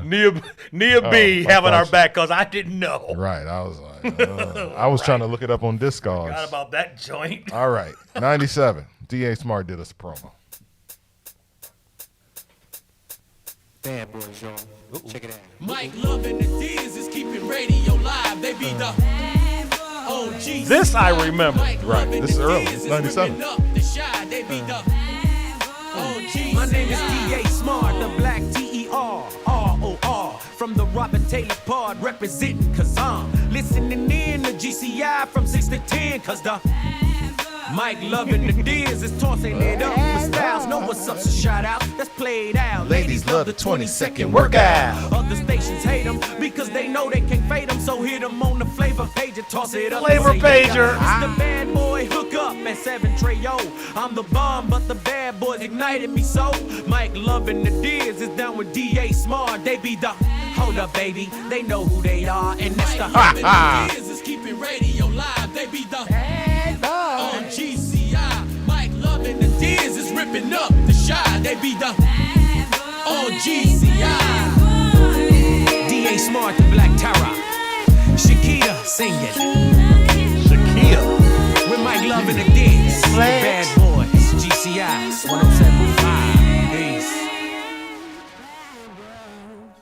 So there you have it. Wow. Now D.A. that Smart, Mr. Walk with me. That I remember. Walk with. Yeah. Okay, if our man Billy Ray Valentine is still checking this out, I'm going to throw something on camera real quick because I was in the crate the other day. I reached over and pulled it out because I change the stuff out the crate all the time. But I was going through records and I found this 12-inch, and the name of the group is OCU, Organized Crime Unit. Now, I don't remember this group at all. I do know that I got this when I was on Rap Radio WJPC 950 AM back in 1991. Anyway, I bring it up because there's a song on here called Cocaine, and it says lyrics by D.A. Smart. Okay. And I'm like, wow. I'm like, so how did that whole thing happen? Because I don't know how much D.A. Smart material I actually have left on wax. Right. But as I was going through it and I saw it, I was like, okay, I don't remember the group. I don't remember the record label. I don't remember nothing about this, but the fact that D.A. Smart was on here, I found interesting. So, Right. Yeah. So either he's not in the group. He's not in the group. I guess he was He wrote the song? But Or it says lyrics by D.A. Smart on here. Look so. at that. He was ghost writing. I don't know. Back in the day. That's crazy. I mean, maybe it's another D.A. Smart. I doubt it. Oh, no. Not in Chicago. I doubt it, but we'll have to see. But People anyway. don't fight over a name like that. I don't know any history on that whatsoever. I just thought it was interesting when I found it. I was like, I don't know nothing about this. You don't want no kind of smoke taking nobody else's name or nobody else's, I ain't heard nothing else about, hey, can we do the birthday line? I haven't heard nothing else about that since day one. Right. So nobody's called you been like that. And we're Mike Love and Dizz looking for you, bro. We're gonna leave. We're gonna leave that alone. Shout out to T-Mac. Shout out to T-Mac who tagged Wild Style, and maybe he's on Facebook more. I know those brothers are busy and they got a lot going on, but they'll get back to us when they do. And trust me, when they do, we're gonna sit down, chop it up with them because we got some things planned for this show that you all definitely want to be a part of because it's gonna be a lot of fun. All right, so tomorrow's Friday. We're working on Rick Party. Yes, we are working on Rick Party so he can start telling his radio stories. Yeah. Because I'm quite sure that Rick has some radio stories that we don't know about. So hopefully we can just put them in our 5 o'clock hour. We do our flashback portion. Yes. And, go from there. And, of course, Rick is, held on the nights. And is still doing radio today, by the way. Yeah. To this day, he has a syndicated radio show. And he did nights before us on GCI. He took nights to a whole nother level. He came after Jammin' Dave. So you had Jammin' Dave, then you had Rick Party, then you had us. And, you just history. So and Rick was definitely somebody who's always been in our corner. He was responsible, really a big part of us coming back together and giving you Chicago Famous, and somebody that we both looked up to. And when we were asked to take over his position, he set that bar pretty high, and we knew that we just couldn't walk in there and try to be Rick Party. We had to take things further, push that envelope, and give you the flavor like we know how to give it to you. So, we always have a special place for us in our just whole radio lore and friendship for our man Rick Party. So he's going to join us tomorrow, and it should be a lot of fun. Yeah, he's a good dude. He's a good dude as well. So continue to hit the stars. Thank you to everybody that has hit us on. Somebody hit you a 777 earlier. I saw that. Oh, okay. Yeah, 777. So. That's lovely. That's lovely. OCU. Billy Ray Valentine said OCU. Thank you, man. Thank you to him for coming down. Billy Ray, a.k.a. Mark, a.k.a. Magic. He's making movies. You can check his movies out on Hulu, Amazon Prime, Tubi. He has a movie called Magic, his life story. And he's got a movie coming out this Tuesday on those streaming services and many more. So make sure you check him out there as well. Great guy with a great story, just infamous Chicago story. And, you know, stories that need to be told will be, again, told on Chicago Famous. There we go. So share this. If you're just checking this out now, maybe you caught the last hour of the show, make sure you go back, rewatched it. We were talking about Latin culture. We were talking about Mike's plant-based anniversary, 7 years being on a plant-based diet. We had our man Billy Ray Valentine stop by. We talked about MOB Records, the pirate radio station in Chicago. A lot of really good information. So check that out later on this evening, because we do live in that whole DVR world. And when I get done watching Thursday Night Football, the Battle of Ohio, I will be responding to everybody's comments. So if you put your plant question or garden questions in there from earlier about what tomatoes to grow or how to do this or do that, I will respond to that as well as everything else. All right, let's take them out with a song. We got 5 minutes. I got a 4-minute song. Let's take them out with a. Frederica, what's up? All right, Fred and Erica, we see you. All right, so let's end it all with a classic song that just I used to lose my mind off, like the whole concept behind this song. Sipping on some scissor. That was one of my songs. You did lose your mind off of sipping on some scissor. That was the song of the summer. But when Mickey Halstead did Liquor Store. Oh my God! Remember wow. that? Liquor Store. Liquor Store. It was like one of the realest songs I ever heard in my life. It was like, what the fuck is this? Like, it didn't have a beat, so it was like the lyrics really, really resonated, and they really were just like, wow. Okay, so here it is to take us up out of here. Liquor Store for Mickey. Y'all have a good one. We'll talk to y'all tomorrow on Chicago Famous. Yeah, Davy Crockett. WIFTPM.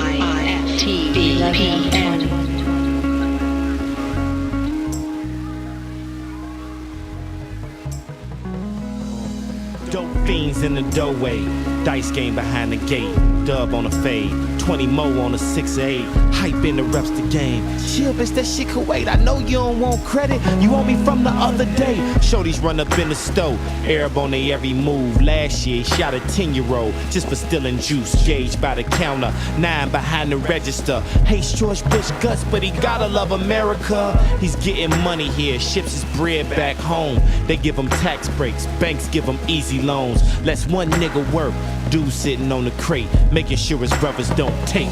Charlie, welcome to the liquor store, liquor store, liquor store, liquor store, liquor store, liquor store. It's going down at the liquor store, liquor store, liquor store, liquor store, liquor store, liquor store. Charlie, welcome to the liquor store, liquor store, liquor store, liquor store, liquor store, liquor store. It's going down at the liquor store, liquor store, liquor store, liquor store, liquor store. It's the center of the slums, the only place to buy cigarettes and Henny. Way before you 21, for breakfast they serve us flaming hot Cheetos and honey buns. No wonder why we die so young.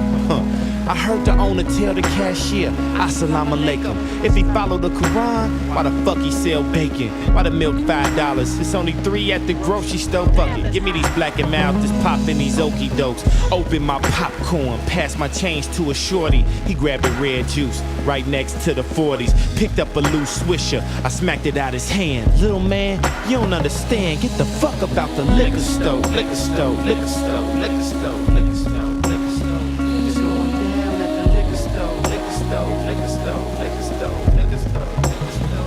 Charlie, welcome to the liquor store, liquor store, liquor store, liquor store, liquor store, liquor store. It's going down at the liquor store, liquor store, liquor store, liquor store, liquor store. You just the blood sucker of the poor. You don't love us, how you expect us to trust you? You don't trust us, you a leech on a black neck. So next time I might greet you with this black tech. Check me out, you don't open up in Chinatown, you can't come there. In Greek town, they don't let your ass sell a crumb there. I ride through the white hood, I don't see you. Why you ain't got no stores there? White people drink too. Where do you live? Where your kids go to school? You open up there too? Or are we just the fools? I know you think that we stupid and you feel like we clowns, but we reserve the right to shut your ass down. This what used to be the liquor store, liquor store, liquor store, liquor store, liquor store, liquor store. It's going down at the liquor store, liquor store, liquor store, liquor store, liquor store, liquor store. Charlie, welcome to the liquor store, liquor store, liquor store, liquor store, liquor store, liquor store. It's going down at the liquor store, liquor store, liquor store, liquor store. All right. Chicago famous, Mickey, liquor store. Wow. I ain't heard that since I heard it. I know. That's why I want to point it out. Shut them down at the liquor store. All right, we'll be back. We'll see y'all tomorrow. 3 to 6. 3 to Chicago 6. famous. YouTube, Facebook. See you tomorrow, Friday.